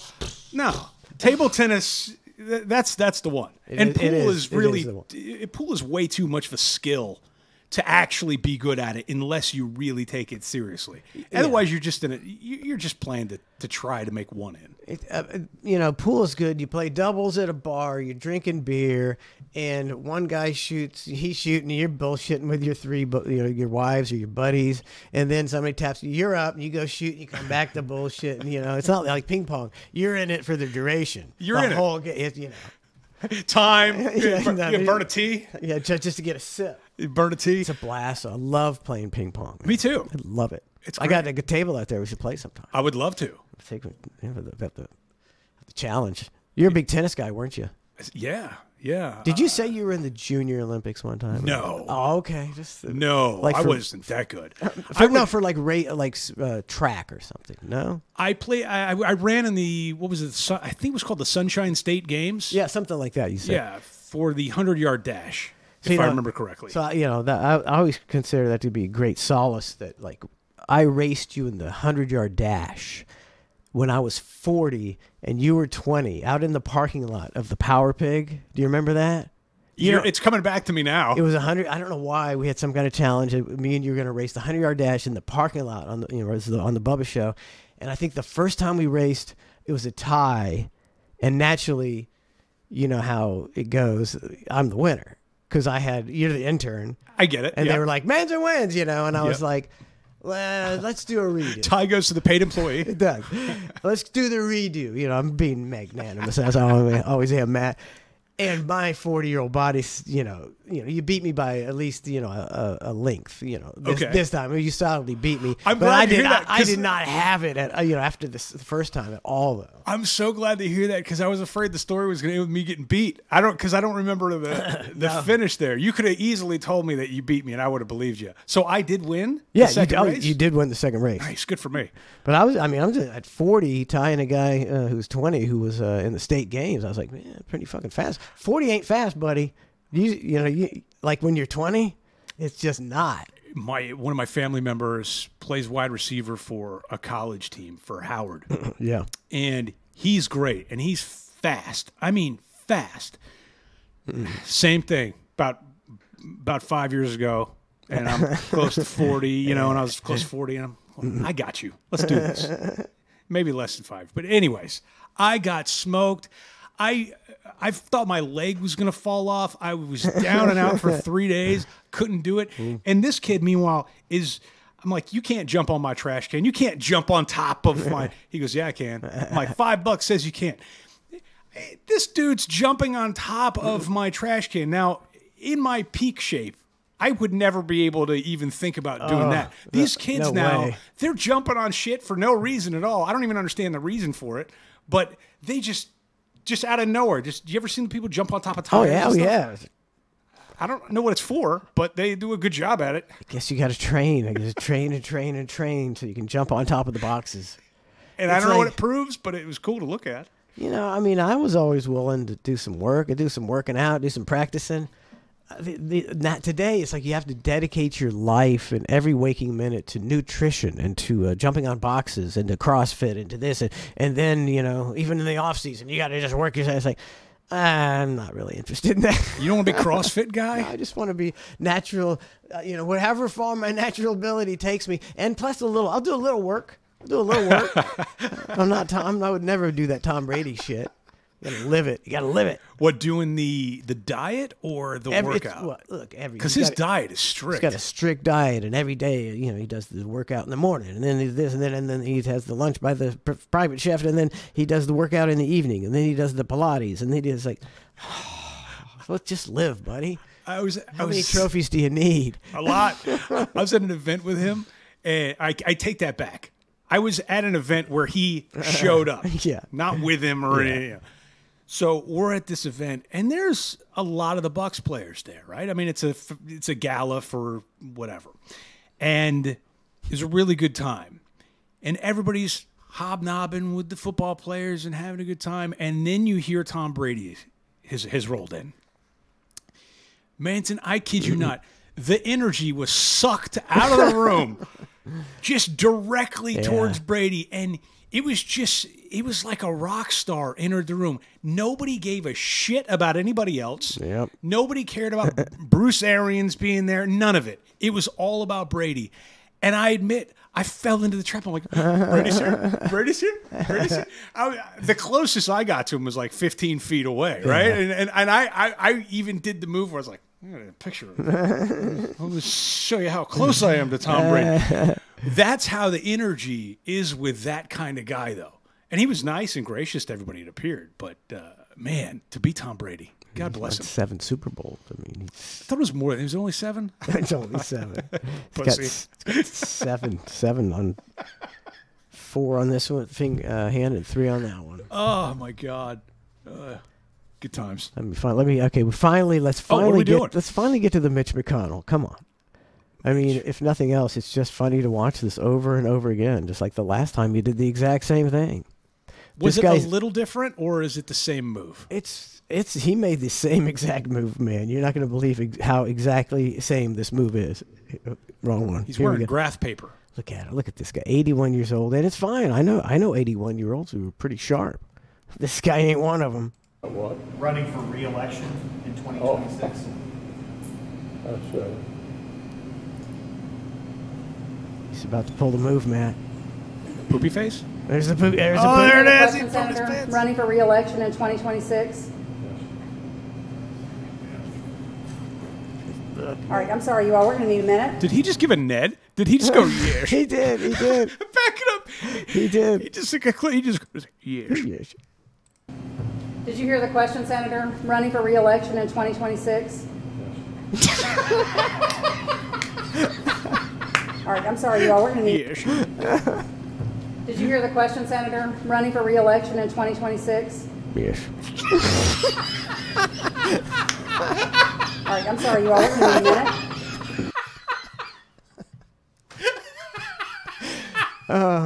One more time. I timed that one perfectly. It was perfect. That was such a good time. That's the highlight. Oh, where'd it go? Here, get back in there, wench. Here we go.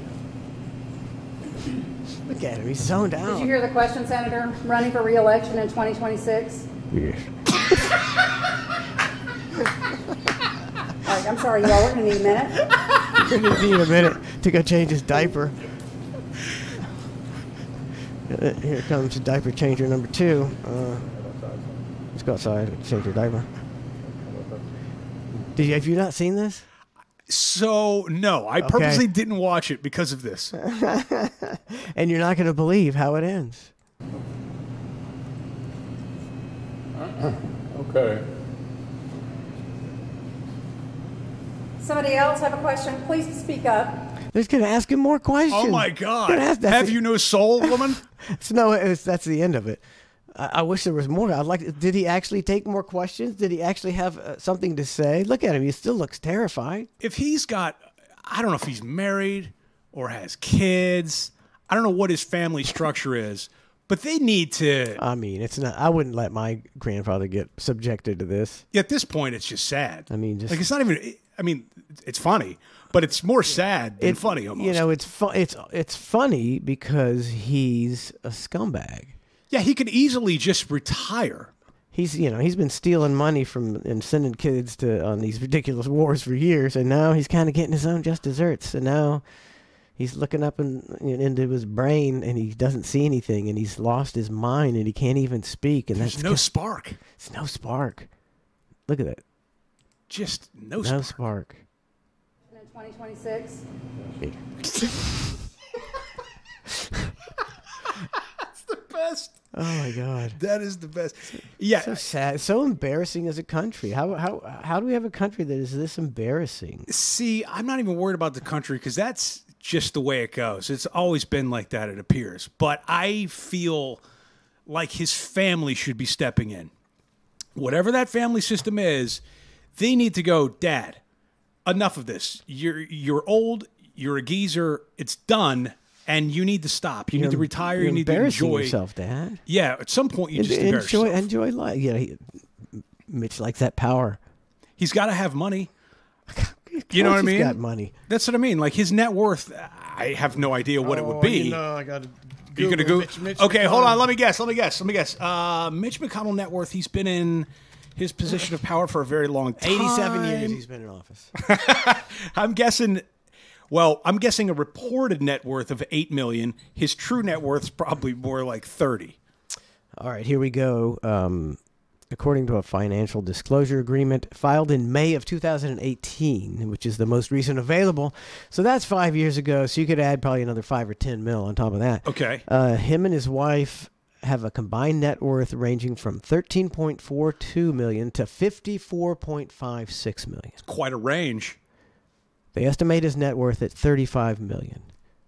Go home, Mitch. $35 million. What do you need? What at 81? 81. You couldn't even spend that money. What are you going to spend that money on, you old fart? $35 million.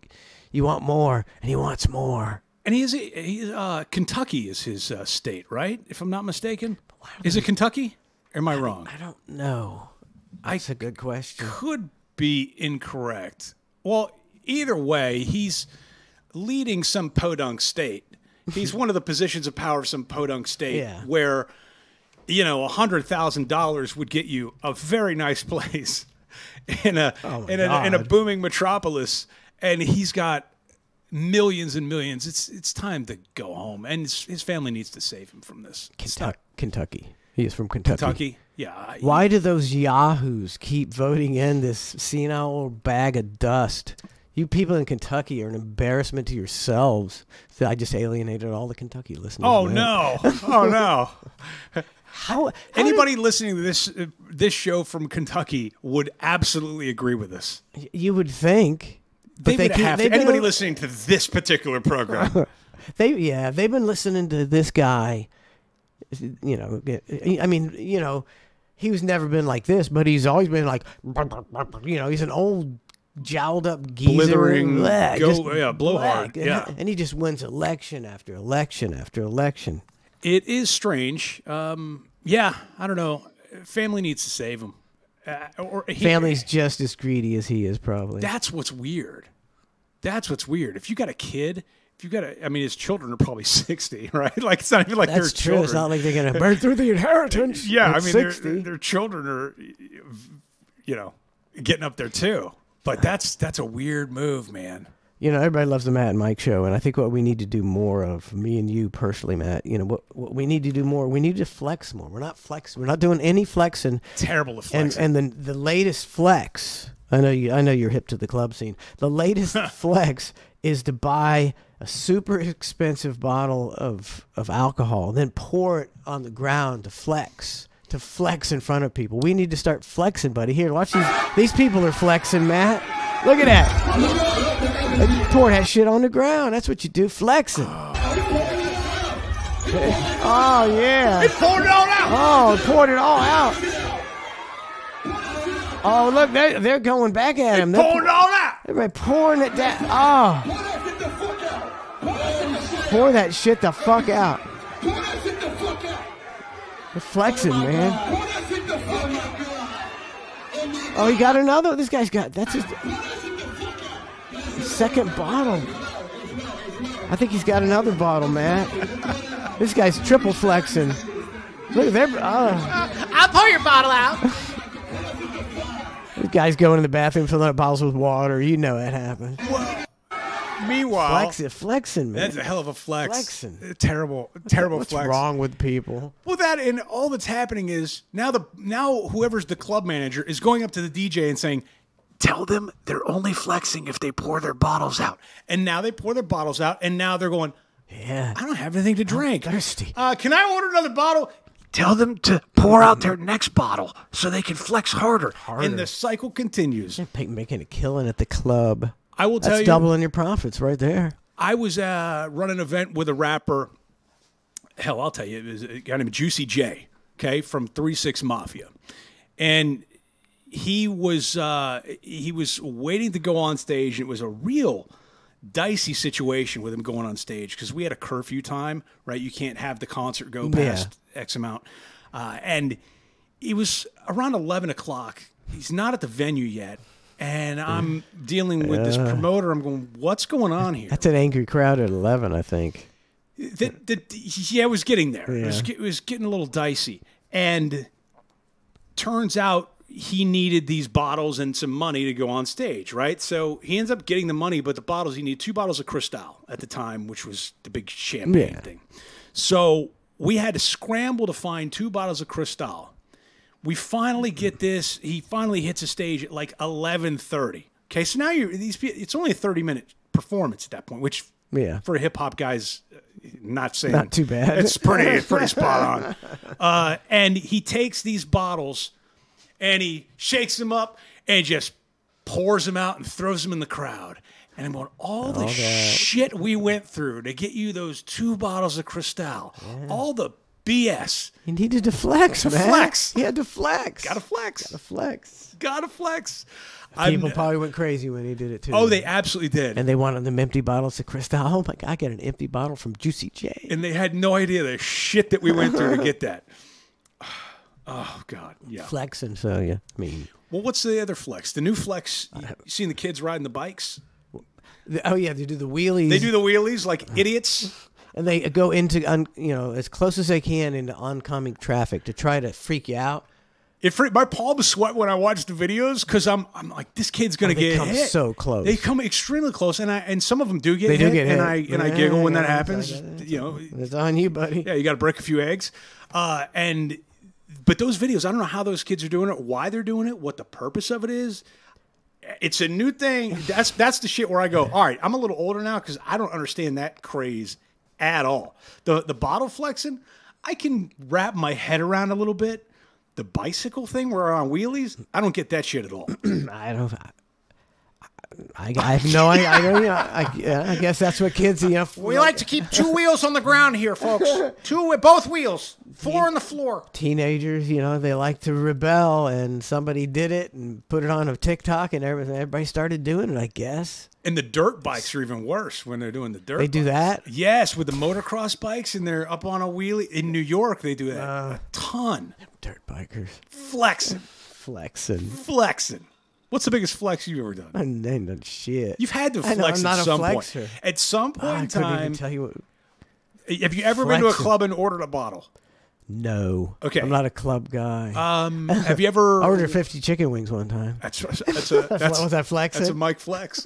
That's a pretty good flex. That is a good flex. Okay. I'm sure there's something I flexed on. I just can't. Whoa, I got it. This house. You flexed on an addition. I did, yeah. That's an asset flex. That's a totally different flex. These people are flexing and throwing out liquor for no reason at all. You're building generational wealth by adding on to your home. That's a pretty good flex. It was not like I didn't use it. We built that game room, and we've had some of the best times of our lives out there. So many parties. I have dozens and dozens of parties. I've only been to maybe 1 or 2 here, and they were back in the day, so I don't even remember how big it is. I do recall when I came over here the one time, and I walked in that space. I was like, Jesus Christ, Mike is rich. You're rich. Like, that's what I thought. And I don't know how big the space is now. I can't equate it, but I'm sure it's big. But this house Pretty is tall. Is that what it is? It's pretty tall. Okay. It's ridiculously tall. Ridiculous. See, that's a flex. You flexed and you didn't even know you flexed. What do we got? 30-foot ceilings? No. What are you flexing with? Nah, 22. 22. My rim's is bigger than that. Yeah, we had to get the long ceiling fans to reach down to could cool the people. Oh, that's a good flex. That's a suburban flex. Suburban flex. Watch me flex. Totally different. I'm sure you did speaking- cars. Oh, go ahead. Sorry. No, I never. Well, you know. You did flex on a No, vehicle. I got free cars for a lot of years. Oh, okay. Well, that's a pretty good flex. I mean, I don't know if buying Hulk Hogan's used Lightning is a flex.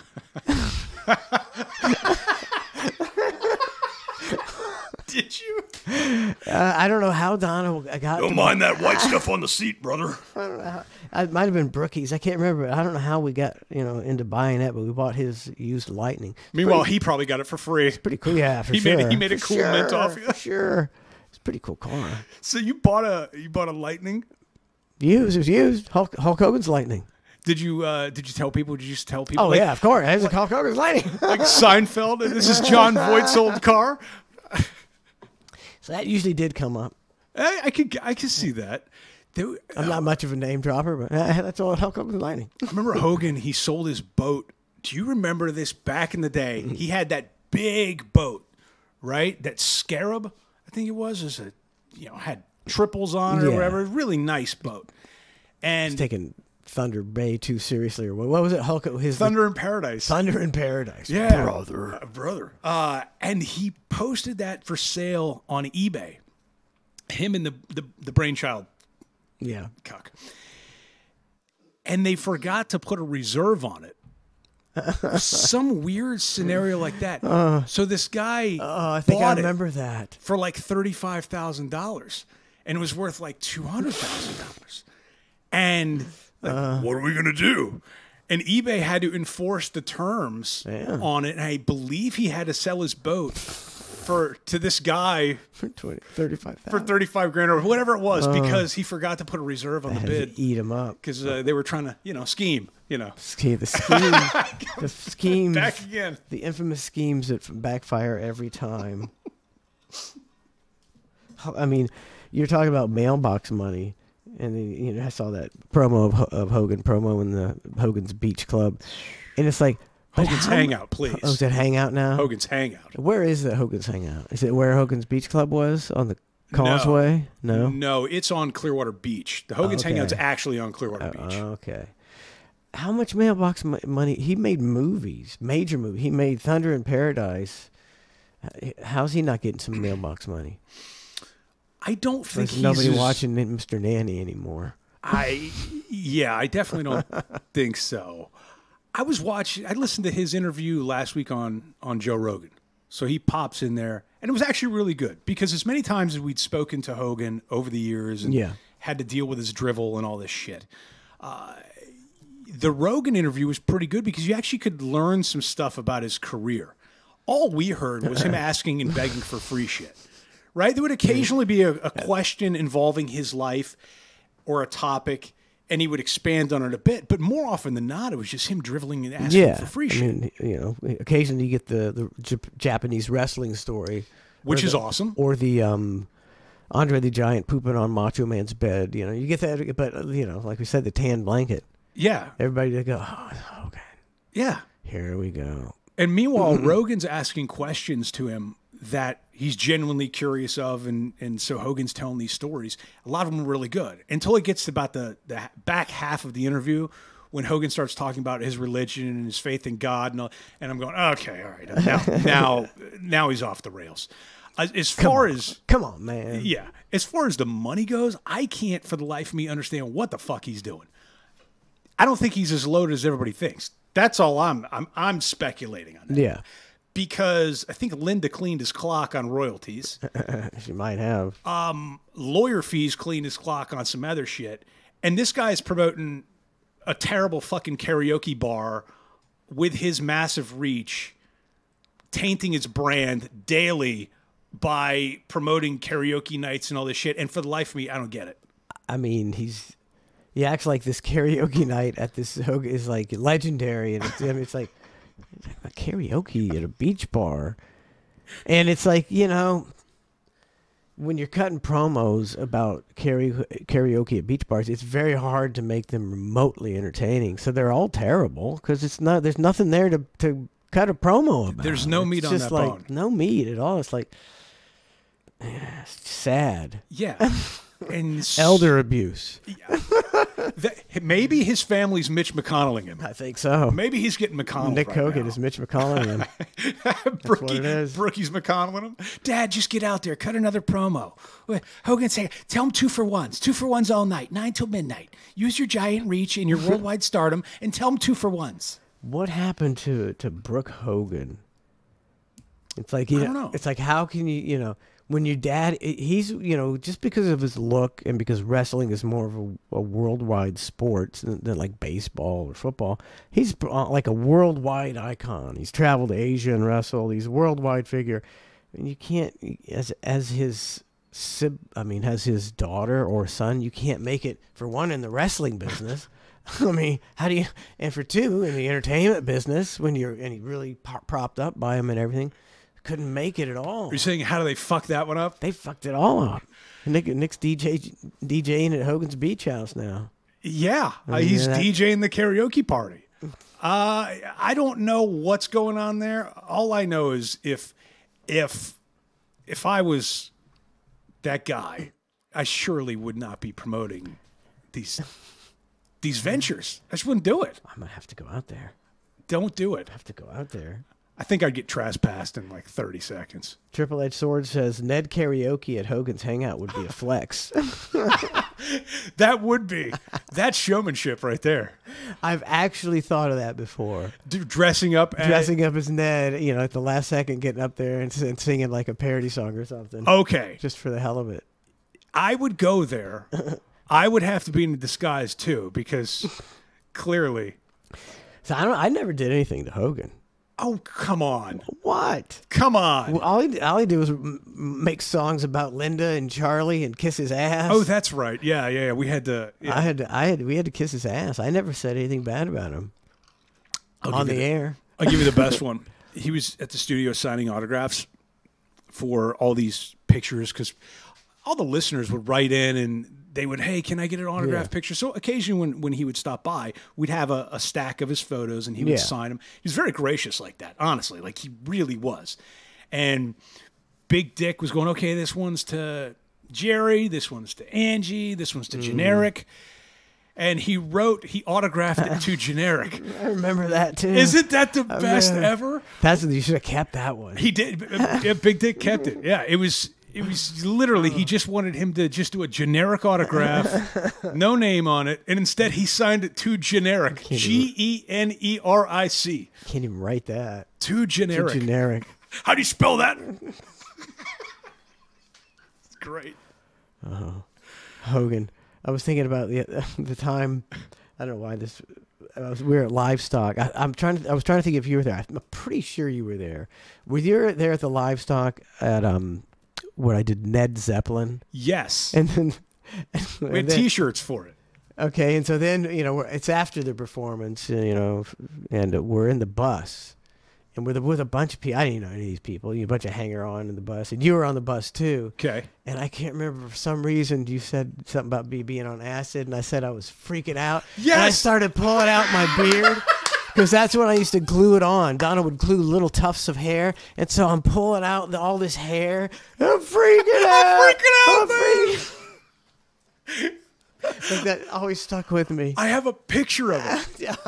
I have a picture of you after, because in that time the cameras was just the one click things. You had to roll it back, take a shot, and then take it and hope that the picture turned out right. So I got those pictures back. I have it of you on the bus with a patchy beard after you had just ripped out half of it. I have to show that to you. I got to find that. Good times. I mean, Livestock was pretty badass. It was amazing. I can remember.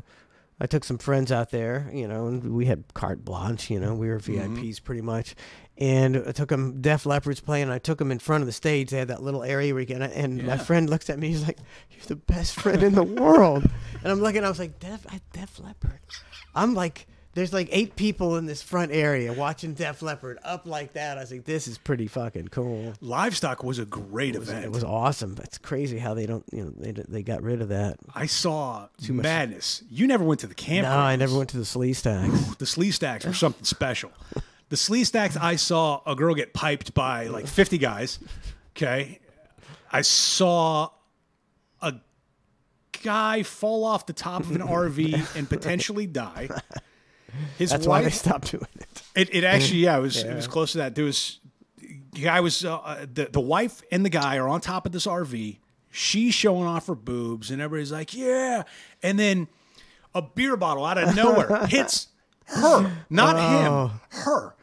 And he goes, "Don't hit my wife." Well, now you've pissed the people off, right?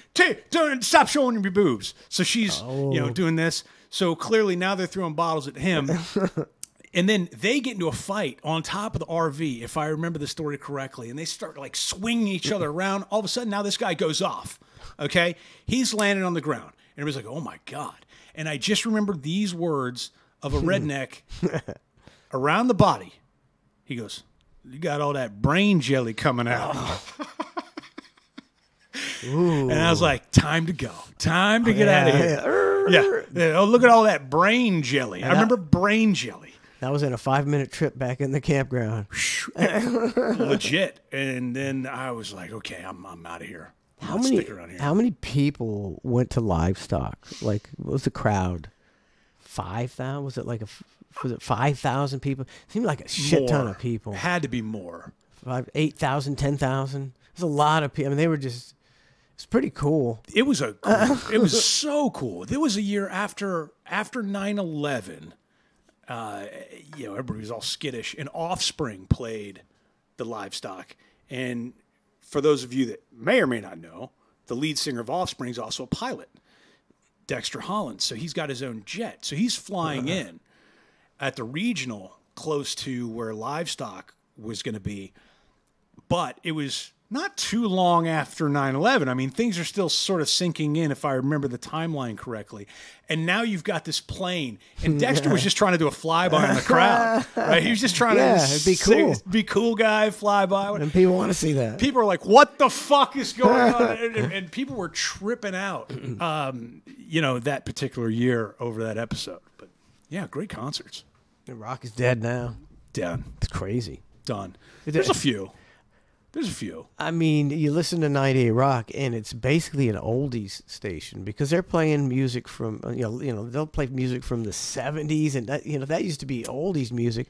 And I'm trying to, like, every once in a while you hear a new Godsmack or a Papa Roach. Shine Down. But very little else. It's like, they destroyed an entire genre of music. Who did? I don't know, radio? I don't know. Somebody destroyed it. Why don't people want to listen to new rock anymore? Because new rock is now called new country. So the new country that's out, bro country, a lot of it's discernible from rock. I mean, if you really, some of it, not all of it. Yeah, but it's not. I mean, it doesn't have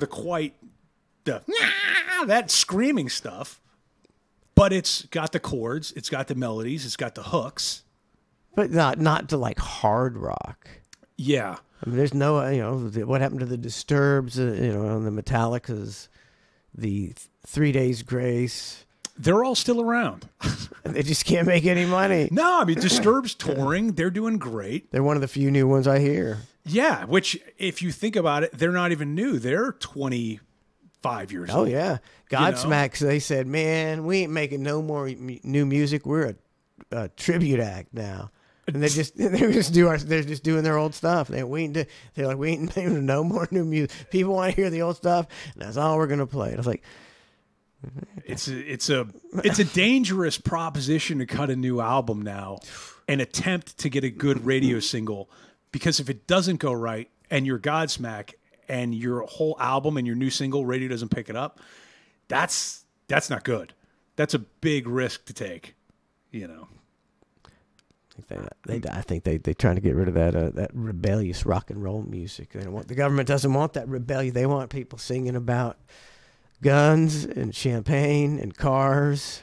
That's what it's all Yes, about. I don't. And it's like, who would have thought that we'd have a song on the air? You know, it's bleeped out, but it's wet ass pussy, and half the words are bleeped out. Wet ass pussy. Yeah, who would have thought Cardi B would be something that you look up to as a kid, and parents are okay with it? A lot of parents are like, "Yeah, that Cardi B, she's hilarious." Oh my God, What? she's trash. She's such trash. She's such trash. But hate the player or hate the game? I mean, it's just sad. It's just sad. These. I think you're going to shed a tear. Oh my God, what song is it? Somebody's new song, and they have Kodak Black in it. I think it's SZA. SZA's new song. And Kodak, I don't get deep into the hip hop. I know some hip hop guys. I'm not big on Kodak Black. I don't know if I've ever even heard him before. And I was like, what the fuck is this mushmouth bull? You can't understand one word he says. Not one word he says in the rap. It's like he's on OxyContin or something. I'm like, what how is that? Hip hop and rap, the art form was based on rhyming words. They created it's all about the fucking words, right? NWA, they came out, it was the words and the message. Now it's like, it's like they don't even enunciate. Doesn't that kind of like antithetical to rap? Gentlemen, you don't even enunciate. Gentlemen. I was like, I couldn't understand a damn word. I'm gonna have to listen to it on my way home. I'm not familiar. I know the name, but I don't think I've listened to it. Check out the new SZA and the Kodak Black. Kodak Black. It's SZA featuring Kodak Black. Okay, I'm on it. I'll give it a go. The kids today. How old is Kodak Black? Is he like old school? I don't even know. No, I mean is he fairly new? Fairly new. Oh God, Trace probably knows Kodak Black. I'm not hip on the Kodak Black. All I know is I don't like Kodak Black because I heard him rapping. He's like, it's like, your rhymes. I mean, when Lil Wayne rhymed "How you doing" with urine, I was out of the hip hop business. That or he was really a genius. How do you do that, man? Yeah. Kodak Black is 26. 26. He sounds like he's 72 in this record. Well, he's only 26, my Wow. friend. He's a baby. Not to be me confused away. with Lil Baby, who's 28, and not to be confused with Lil Yachty, who's 26. There's a lot of Lils. A lot of Lils. Yeah. God bless him. I don't know what to say. Good for them. Blind Lawrence blows you in with a Maryville, April of 2008. Blind Lawrence, how are you, buddy? That's when, you got taken care of. When was it? April of 2008 in Maryville. Was that Illinois? Or was Sounds it, right. Okay. We had to fly into Maryville, somewhere. Indiana? Yes. We had to fly into somewhere and then drive to somewhere else. Oh, it was like you never really understood what was the method? That was madness. The flights were cheaper. You go into Maryville, the middle. Want to talk about the middle of nowhere? It's a town no one's ever heard of. Maryville, like Indiana, and you got to fly into Chicago, and so then we get to the airport and we get in these rental cars, these vans, and we're driving to Maryville, and we're driving through these cow pastures and driving. I'm like, where is this place? And it's in the middle of nowhere, and nobody came to see us. It was sucked ass. Well, I got sucked. Somebody came to see me. Whose brilliant idea was that? That's like when we do free Bubba Paloozas. Whoever wins the Super Bowl gets a free Bubba Palooza. We had to fly to New Orleans to do a free Bubba Palooza because they won the Super Bowl? Who gives a shit? Is that what we did? Yeah. I'm trying to remember. That's hilarious. Paychecks weren't too good on a free Bubba Palooza. Oh, no. I had a blast in New Orleans, though. New Orleans is a blast, fun, man. messed up city. Drinking hand grenades. As soon as we got off the plane, then we got to the bar at like noon, and we started drinking hand grenades, and the show's at like 7:30 or 8. I want to go. It was a rough one. Oh man, I want to go Fun. back there. So much fun. I want to go back there just for the food. It's just fried food. I want to clear my calendar and know that I'm going to poop and have terrible tummy aches for the next 3 days. But I just want to eat oysters that they, I forget the name of the place, but they take these oysters, right? And they just soak them with butter. Just soaked, and then just sprinkle them with a ton of cheese and a little garlic. And then they add more butter and they grill them. And they're so... I've tried a recipe myself. I can't do it like that. But I'm like, that's all I want to go to New Orleans for. I want to stay away from all the homeless shit. I want to stay away from all of it. I just want to go get some oysters and then shit in my hotel room for about the next 3 days. It was a good time, but, you know. It is a blast. I remember we were out with David Rice, and he started drinking hand grenades, and he said the N-word. And we had to like, Dave, we had to just... Because David Rice, it was in no way racial. He was tame because he has his brain. He was like the most perfect human being as far as morality. He's like the only totally moral person I know in my life. He was a cog above you. He was. I looked at you as the moral high ground, and he was above you. It's like he would never compromise himself. He quit the show and moved to Vermont because they thought it would be better for his daughter, and he could do anything. And he was an anal and perfectionist and a really cool guy. And I forgot what I was talking about. Why I was talking about David Rice. Well, because he dropped the N-bomb in New Orleans, apparently. So he's the last person you'd think that did that. He was blitzed out of his mind. Have you talked to him at all? I've emailed him a couple times. How's he doing? He's doing good, and I always mean to email him. I need to because he was a great guy. Salt of the earth. I mean, like I said, the most moral person you could possibly imagine. Too good of a guy.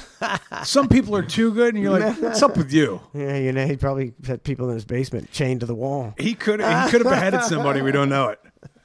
But from what I know, he was a nice guy. That's funny. All right. Well, I think we need to wrap this up, man. Another phenomenal show. Always fun. Here's how I started. See, here, is it TV? Okay, so that's how I said legendary, iconic. There's just not enough adjectives.